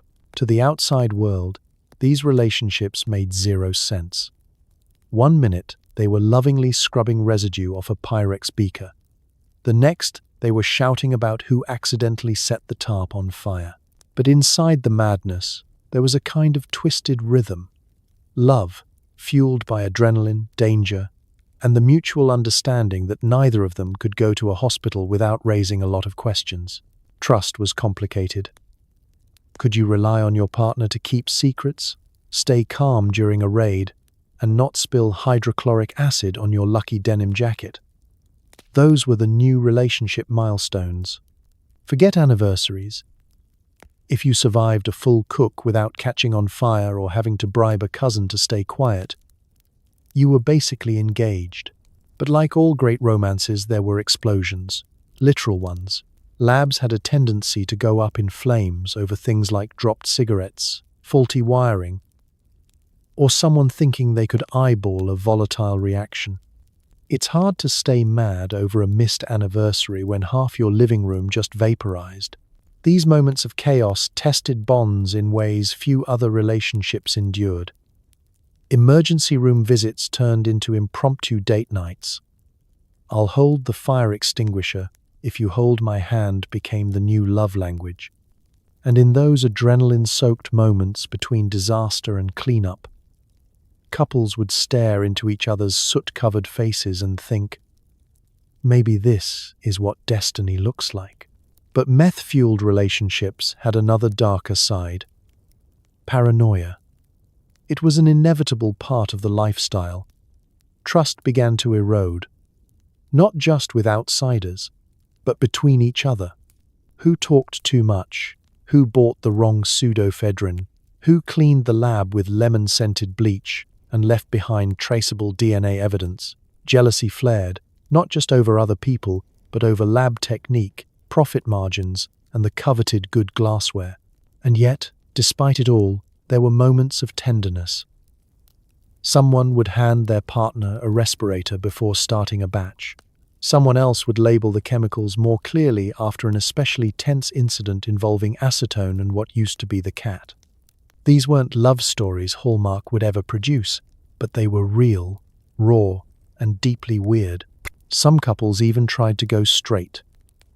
"Let's leave all this behind," one would say, cradling a garbage bag of compromised tubing. "We can start over, maybe get a food truck." They'd try normal jobs, move to new towns, adopt dogs with names like Bunsen. But the past had a way of catching up, especially when half your belongings still smelled faintly of lighter fluid and poor choices. Inevitably, many of these partnerships ended. Some drifted apart. Some turned each other in. A few ended with someone escaping through a bathroom window, while sirens blared in the distance. But no matter how it ended, every meth-fueled love story had that same common denominator. The flame burned hot, fast, and usually melted at least one plastic storage bin. So next time someone says love is complicated, remember this: it could always be more complicated. It could involve homemade fume hoods, buried coffee cans full of cash, and an unspoken agreement not to talk about what happened in the RV behind the bowling alley. Now that's commitment. From hair metal to hardcore punk, the drug culture of the 80s shaped more than just crime stats. It altered entire genres. If your favorite band seemed a little too energetic, now you know why.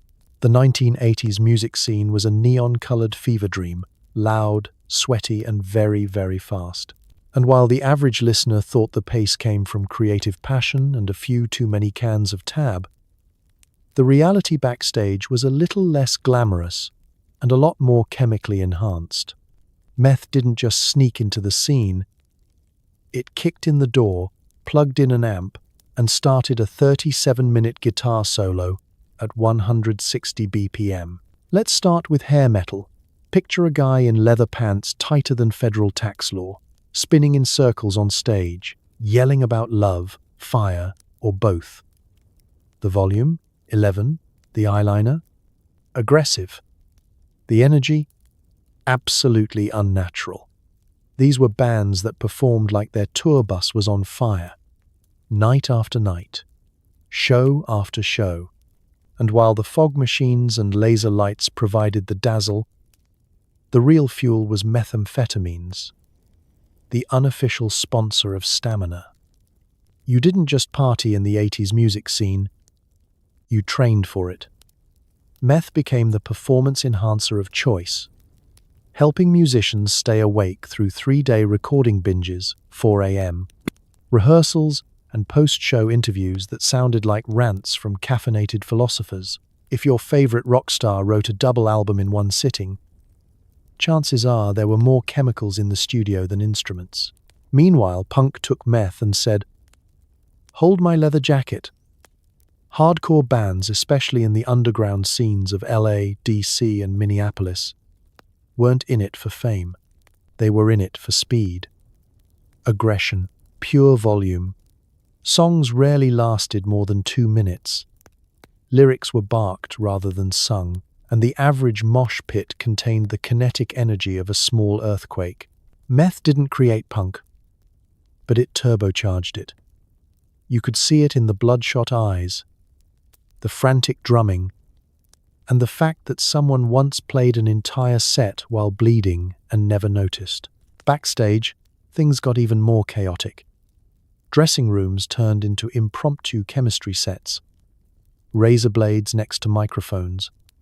Ziploc bags next to beer cans. Everyone had a guy. Some bands had multiple guys. And nobody asked questions because asking meant slowing down, and no one had time for that. This was an era when staying up for 3 nights straight was considered a pretty chill weekend. But meth didn't just live behind the scenes, it made its way into the music itself. Lyrics got faster, beats got punchier, albums started to sound like panic attacks set to drum machines. Some of the most iconic 80s albums were produced in a blur of insomnia, paranoia, and bursts of chemically induced genius. Not to say every band was tweaking, but if your favorite track includes 3 tempo changes, a surprise guitar solo, and a scream recorded in a bathroom stall, yeah, someone was definitely experimenting.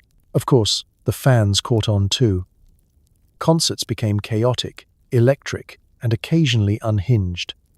The line between the audience and the performer blurred, literally, in some cases. You didn't go to an 80s punk show to enjoy the music. You went to survive it.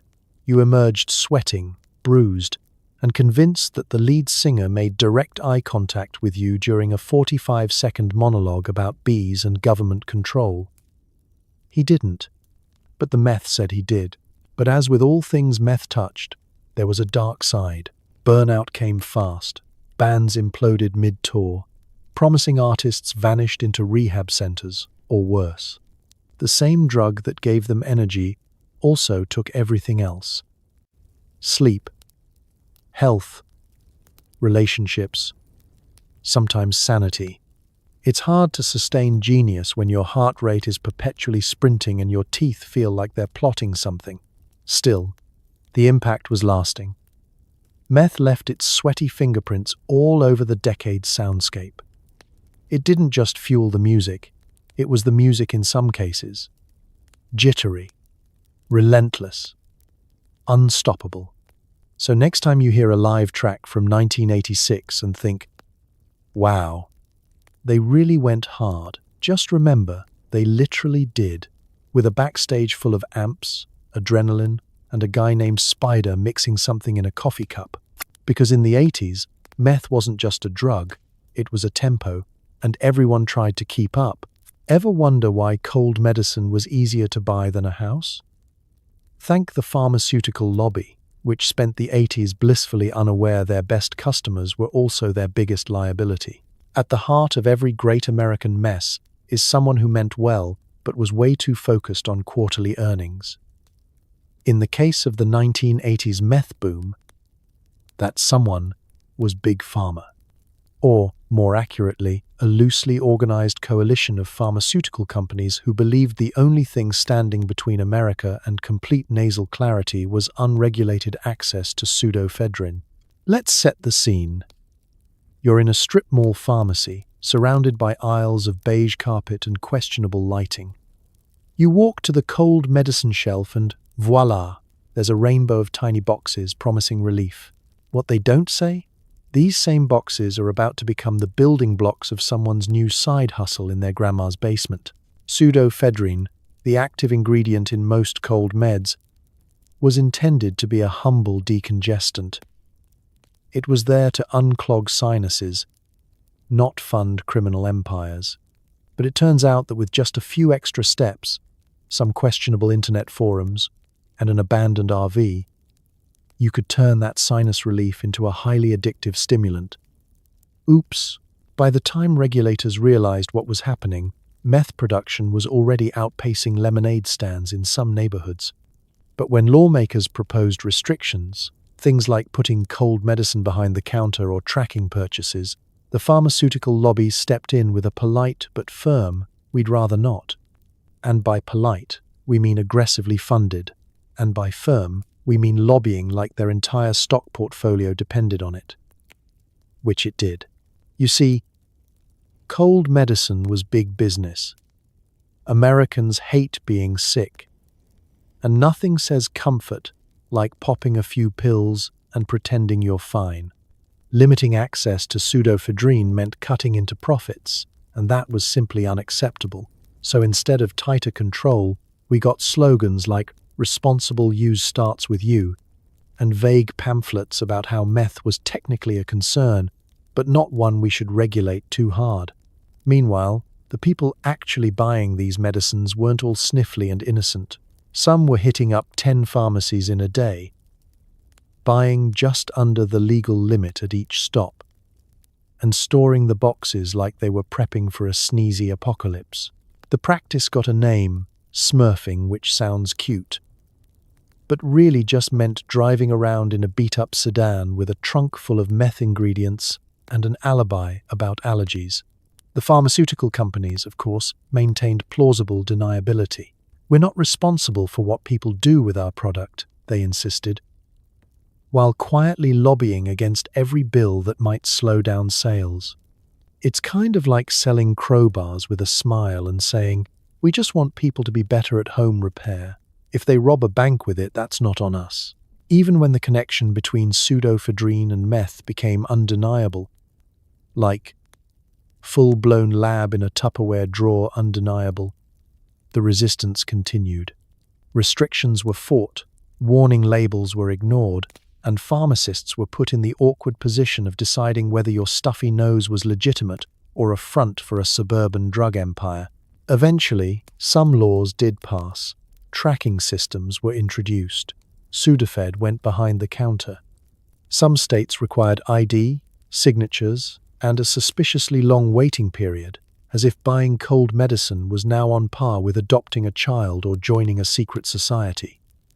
But by then, the damage was done. Meth had gone viral, and the pharmaceutical industry had already cashed its checks. To this day, the 1980s remain a cautionary tale about what happens when capitalism meets chemistry and nobody wants to read the warning label. The pharmaceutical lobby didn't intend to enable a national crisis. They just really didn't want to take a financial hit for someone else's basement disaster. So next time you're stuck in line at the pharmacy, waiting to sign a waiver just to buy allergy meds, remember, this isn't bureaucracy gone mad. It's history's way of saying, you let meth cook in Tupperware for a decade. Now you wait. From epic police raids to spectacular suburban fireballs, the 80s delivered enough cautionary tales to keep every insurance adjuster busy for decades. Spoiler: the house never sells afterward. let's set the tone. It's 1986, somewhere in Indiana, a peaceful cul-de-sac where everyone waters their lawn at the same time and waves like they mean it. Then, boom, a garage goes up in flames.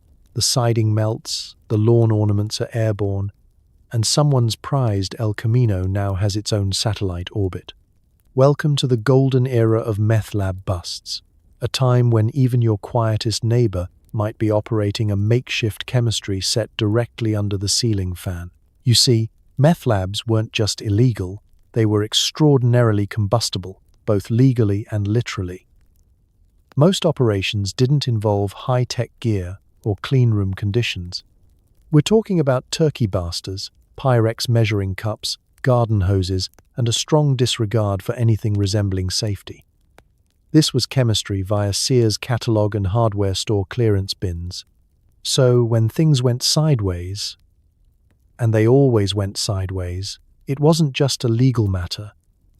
It was a multi-siren, hazmat-suited spectacle. Police raids became legendary. Some were coordinated sting operations involving helicopters, night vision goggles, and more shouting than a Black Friday sale at Circuit City. Others were less dramatic. Someone just called in a tip because their neighbor's garage smelled like burned cat fur and old pennies. Either way, when the bust happened, it was always chaos.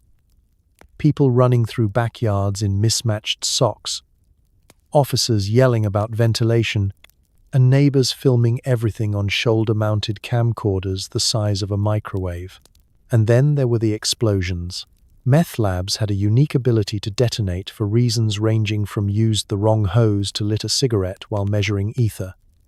Homes vanished, yards turned into craters. One guy reportedly launched his shed 20 feet into the air and blamed it on lightning. Another melted half his kitchen and tried to convince investigators he had just been deep-frying a turkey really aggressively. Insurance agents dreaded these calls. Nothing about a meth explosion fits neatly into a claim form. There's no drop-down menu for illegal chemical fire caused by my cousin who thought he could improve the formula. And when the hazmat team arrives in full gear and starts pulling out beakers wrapped in duct tape, the resale value of that house drops faster than a cassette tape in a microwave. But beyond the spectacle, these busts revealed the sheer volume of operations. For every flashy news story, there were dozens more discovered quietly, often after a landlord noticed that the walls were sweating and the tenants hadn't paid rent but had installed extra ventilation fans in the basement. Police departments across America developed entirely new protocols, training officers on how not to touch literally anything until someone in a moon suit had given the all clear. Then came the courtroom dramas. Meth lab operators rarely had great lawyers, just public defenders who looked perpetually exhausted and slightly flammable. The defense was often some variation of, "I was just holding it for a friend," "I thought it was a science project," or "That's not even my shed." Judges tried to remain neutral.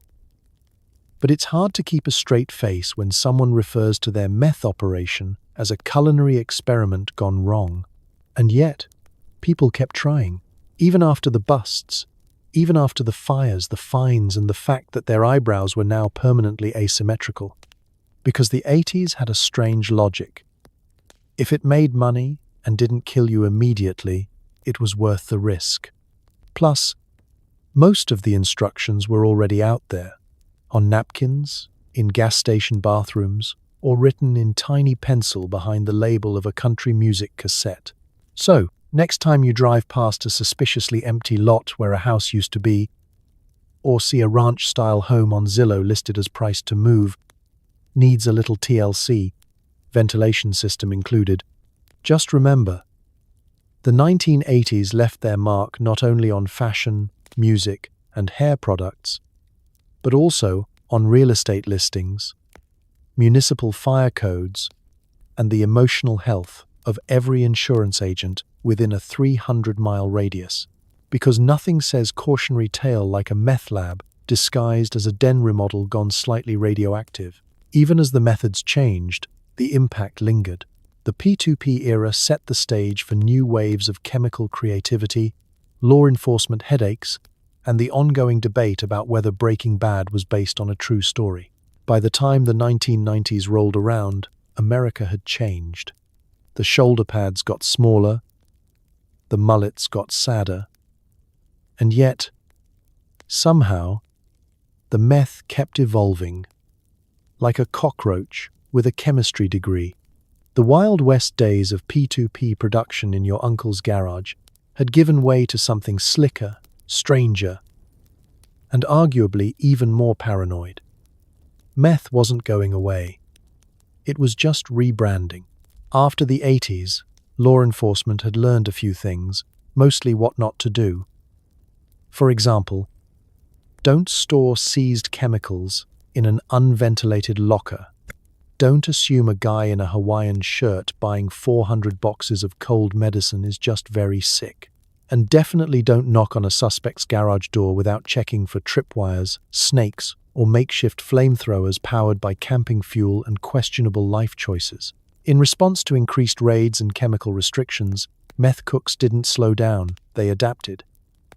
P2P became harder to get, so the recipes shifted. Smurfing became more organized.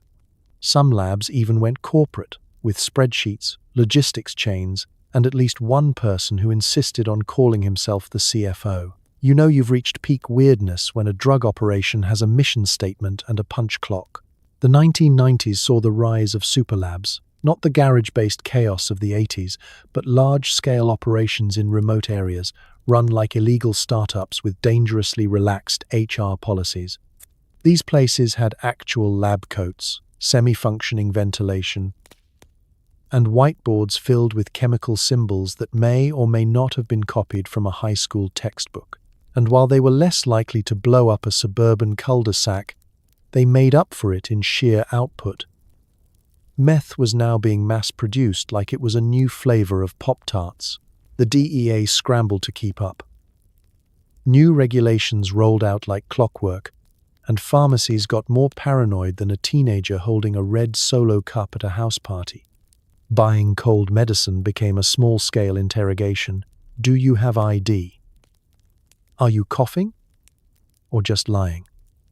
What do you plan to do with this box of Sudafed, ma'am? Meanwhile, meth production just shifted again. Overseas suppliers. Black market chemicals. One guy allegedly tried making it from aquarium cleaner, and hope. Culturally, meth's legacy was cemented. It stopped being just a drug. It became a symbol of rural decay, suburban panic, and America's endless game of chemical whack-a-mole. Meth jokes entered sitcoms. News outlets kept meth in rotation like it was a greatest hits album. And then, of course, came Breaking Bad. Suddenly, the entire world was fascinated by a fictional teacher-turned-meth kingpin, as if we hadn't already met 3 of them at gas stations in Arkansas during the early 90s. But the legacy wasn't just pop culture. Communities were still recovering. Physically, economically, emotionally. Entire towns had become ghostly remnants of their former selves, haunted by the lingering scent of cleaning solvents and bad decisions. Meth houses sat abandoned, their walls soaked with chemicals and regrets. No one wanted to buy them, and those who did had to sign disclaimers like, "Yes, I understand this ceiling fan once hosted a minor explosion." The long-term effects on health, too, became clearer. People who had casually dabbled in cooking meth now faced a litany of medical mysteries. Respiratory issues, memory loss, paranoia. Some folks had essentially slow-roasted their own nervous systems in a microwave next to the crockpot. And it wasn't just the users. Cops, neighbors, even mail carriers were exposed to fumes and fallout, all because someone thought the laundry room was a great place for a distillation column. Yet despite all this, meth endured. It outlasted grunge. It outpaced fashion. It reinvented itself more than Madonna. From biker gangs to bored dads, from garages to superlabs. Meth's journey through the decades wasn't just criminal, it was a weirdly American saga, resourceful, reckless, and determined to survive, no matter how many laws, raids, or PSAs stood in its way. So yes, the 80s may have lit the fuse, but the blast zone stretched well into the decades beyond. And whether you see it as a chemical cautionary tale or the world's longest episode of Cops, one thing's certain. Meth left a legacy that even bleach can't scrub away. By the end of the decade, the party's over, but the hangover is legendary. The meth epidemic redefined suburban life, created a new set of folk heroes and villains, and left everyone with one haunting question. Wait, was that my casserole dish? You step out onto your porch in 1989, mug of Folgers in hand, and take in the view. The neighbors are gone. The grass is dead. There's still a faint chemical tang in the air, like someone tried to cook both lasagna and jet fuel at the same time.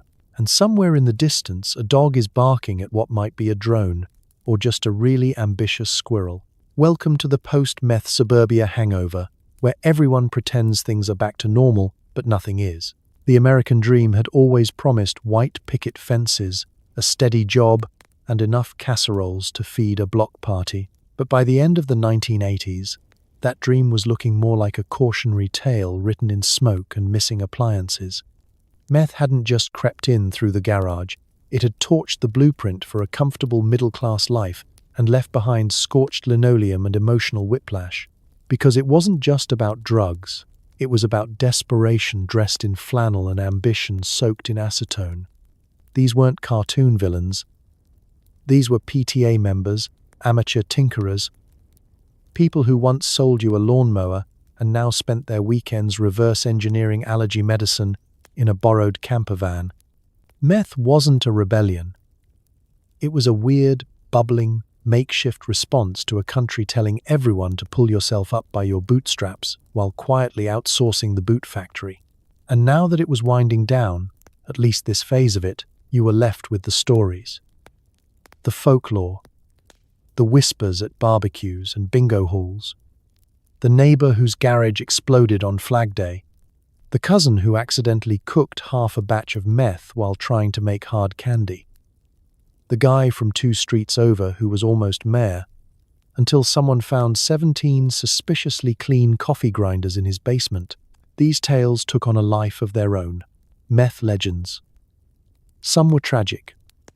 Some were hilarious. Most were both. And in true American fashion, we turned them into sitcom references, stand-up bits, and dinner table jokes told in a whisper. Remember Cheryl? Yeah, she used to host Bible study and now she's banned from 3 counties for illegal glassware. But beneath the absurdity, there was a very real reckoning happening. Communities tried to piece themselves back together. Lawmakers scrambled to look like they had always been on top of it. Local news stations pivoted to the next scare. And regular people were left wondering how they had slept through all of it. How the street looked so normal. But the basements were hosting chemical nightmares. There was no neat resolution. No after-school special moment where everyone hugged and learned a lesson. The meth epidemic didn't fade out with closure. It just shifted into a new chapter, leaving behind scars both visible and not. Some towns never fully recovered, others pretended it never happened. A few embraced the weirdness, opening meth museum exhibits and selling ironic bumper stickers like, "I survived the cold medicine crisis of '88. And for the people who lived through it, the ones who stayed up all night listening for sirens, who lost friends, who watched their casserole dishes become evidence, it was hard not to feel like something fundamental had changed. The dream had frayed at the edges. The promise of comfort, security, and simple living had been replaced with a nervous glance over the fence and a very strong air freshener. So yes, the 1980s ended with big hair, bigger music, and an even bigger mess.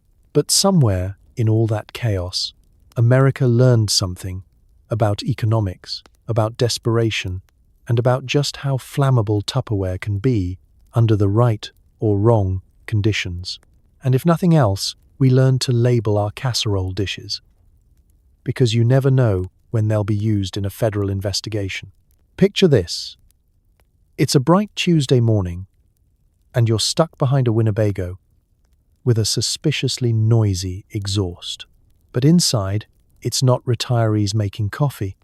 It's America's latest invention, the mobile meth lab.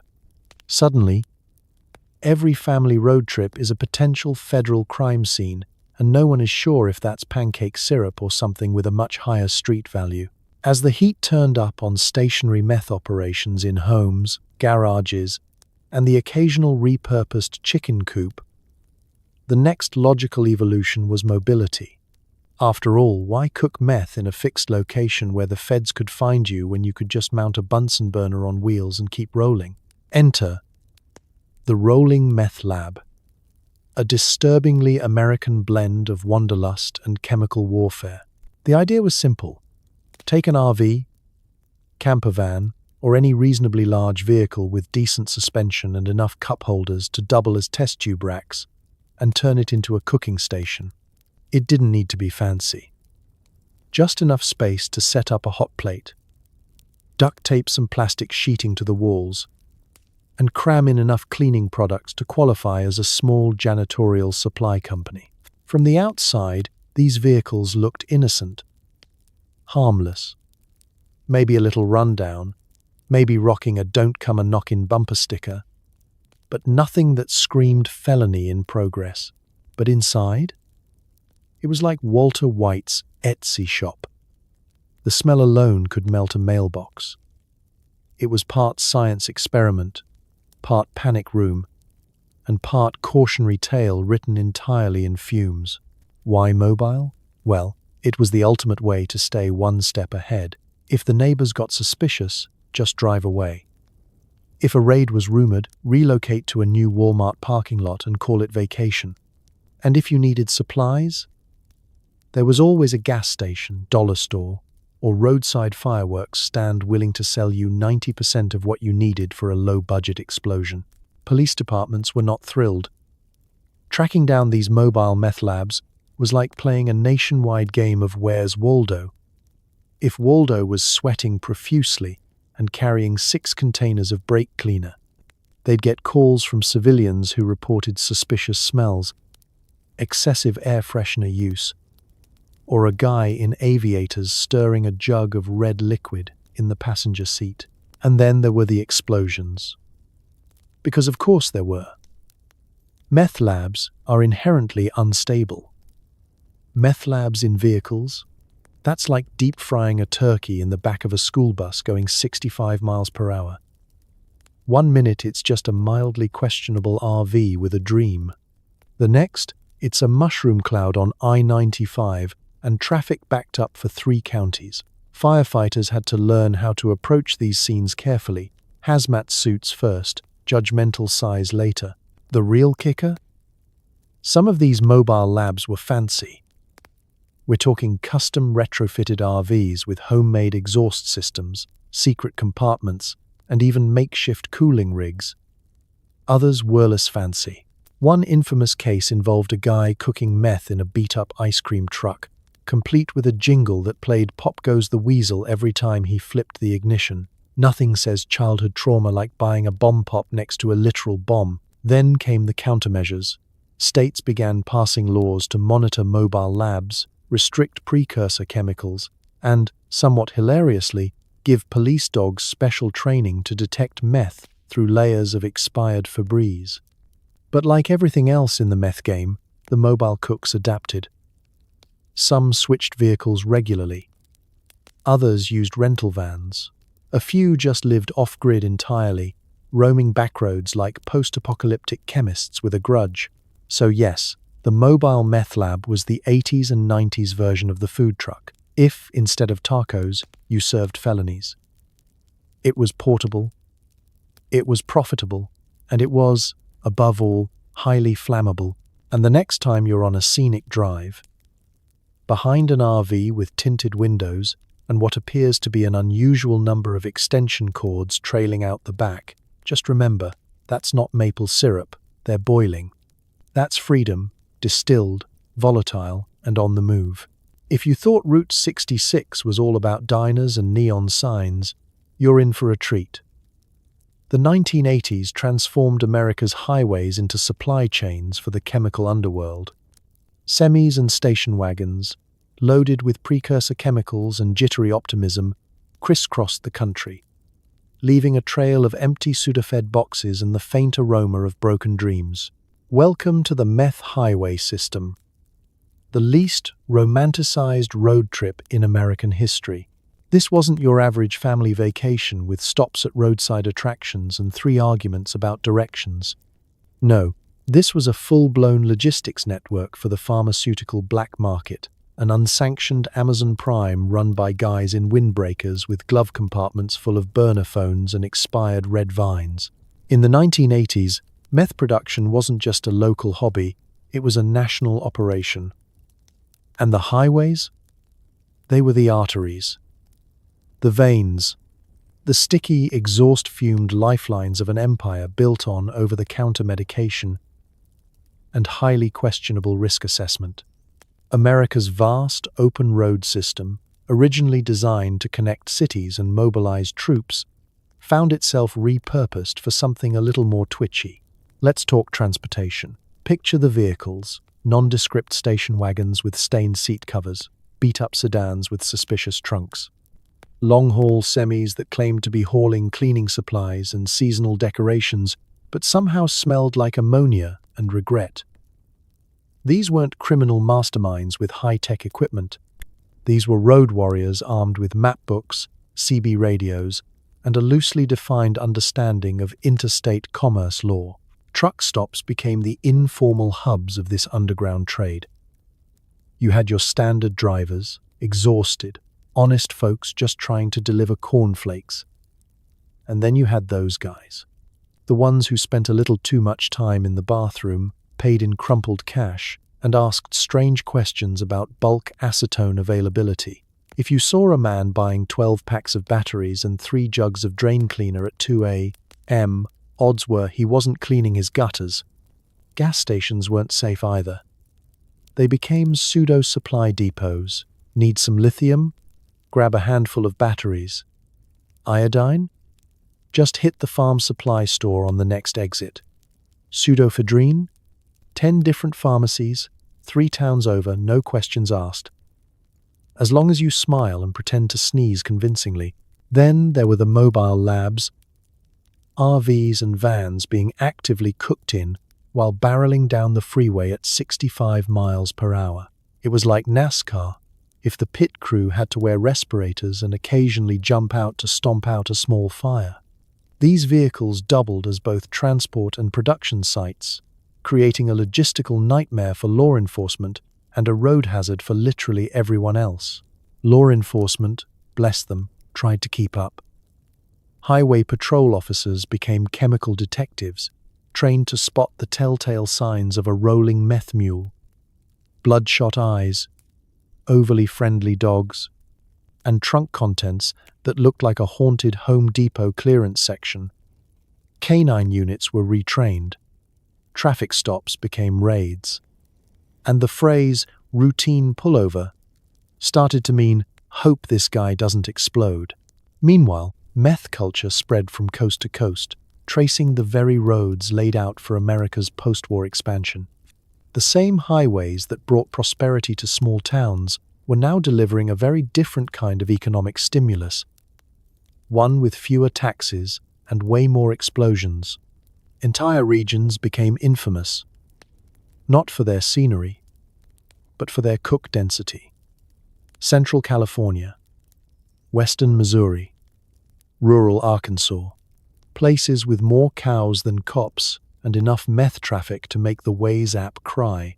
By the end of the decade, the highways had earned a new reputation, not as the backbone of American freedom, but as the unofficial distribution network of a chemically ambitious nation. Road trips would never be the same again. Sure, there were still diners and neon signs, But now there were also duct-taped coolers full of unknown liquids and a guy named Rusty selling glassware out of a trunk in a Cracker Barrel parking lot. So next time you're cruising down I-40, windows down, wind in your hair, and the faint smell of paint thinner wafting in from the passing minivan, just smile. You're driving through history. A weird, flammable, definitely not FDA-approved kind of history. But history nonetheless. So as we close the garage door on the American meth epidemic of the 1980s, take a deep breath, preferably one free of chemical fumes, and let's marvel at just how bizarrely resilient people can be. You've just survived a day in a world where chemistry homework doubled as a felony. Every Tupperware party had a hint of suspense, and the most valuable skill was being able to tell the difference between a casserole and a controlled substance. Tonight, as you settle into your soft, legal bed with indoor plumbing and absolutely zero clandestine lab activity in the basement, hopefully, remember, surviving the 80s meant dodging more than just shoulder pads and questionable synth music. It was a time when everyday Americans, armed with nothing but creativity, poor judgment, and a worrying supply of Sudafed, redefined what it meant to chase the American dream, and sometimes accidentally blew up their own garage in the process. Let's not forget the real heroes: exhausted pharmacists, sleep-deprived neighbors, and the brave souls at the fire department who never wanted to learn the melting point of Tupperware but did anyway. Their stories remind us that history isn't just made by the bold, but by the stubborn, the desperate, and the spectacularly unlucky. So tonight, as you tuck yourself in, maybe say a quiet thank you for clean air, boring neighbors, and the peace of mind that comes from knowing your biggest worry is whether you remembered to lock the front door, not whether your garage is about to become a federal crime scene, because history, no matter how weird, wild, or flammable, proves that humans are hopeful, inventive, and just a little bit ridiculous. Sleep well and dream of quieter, simpler nights. You've earned it.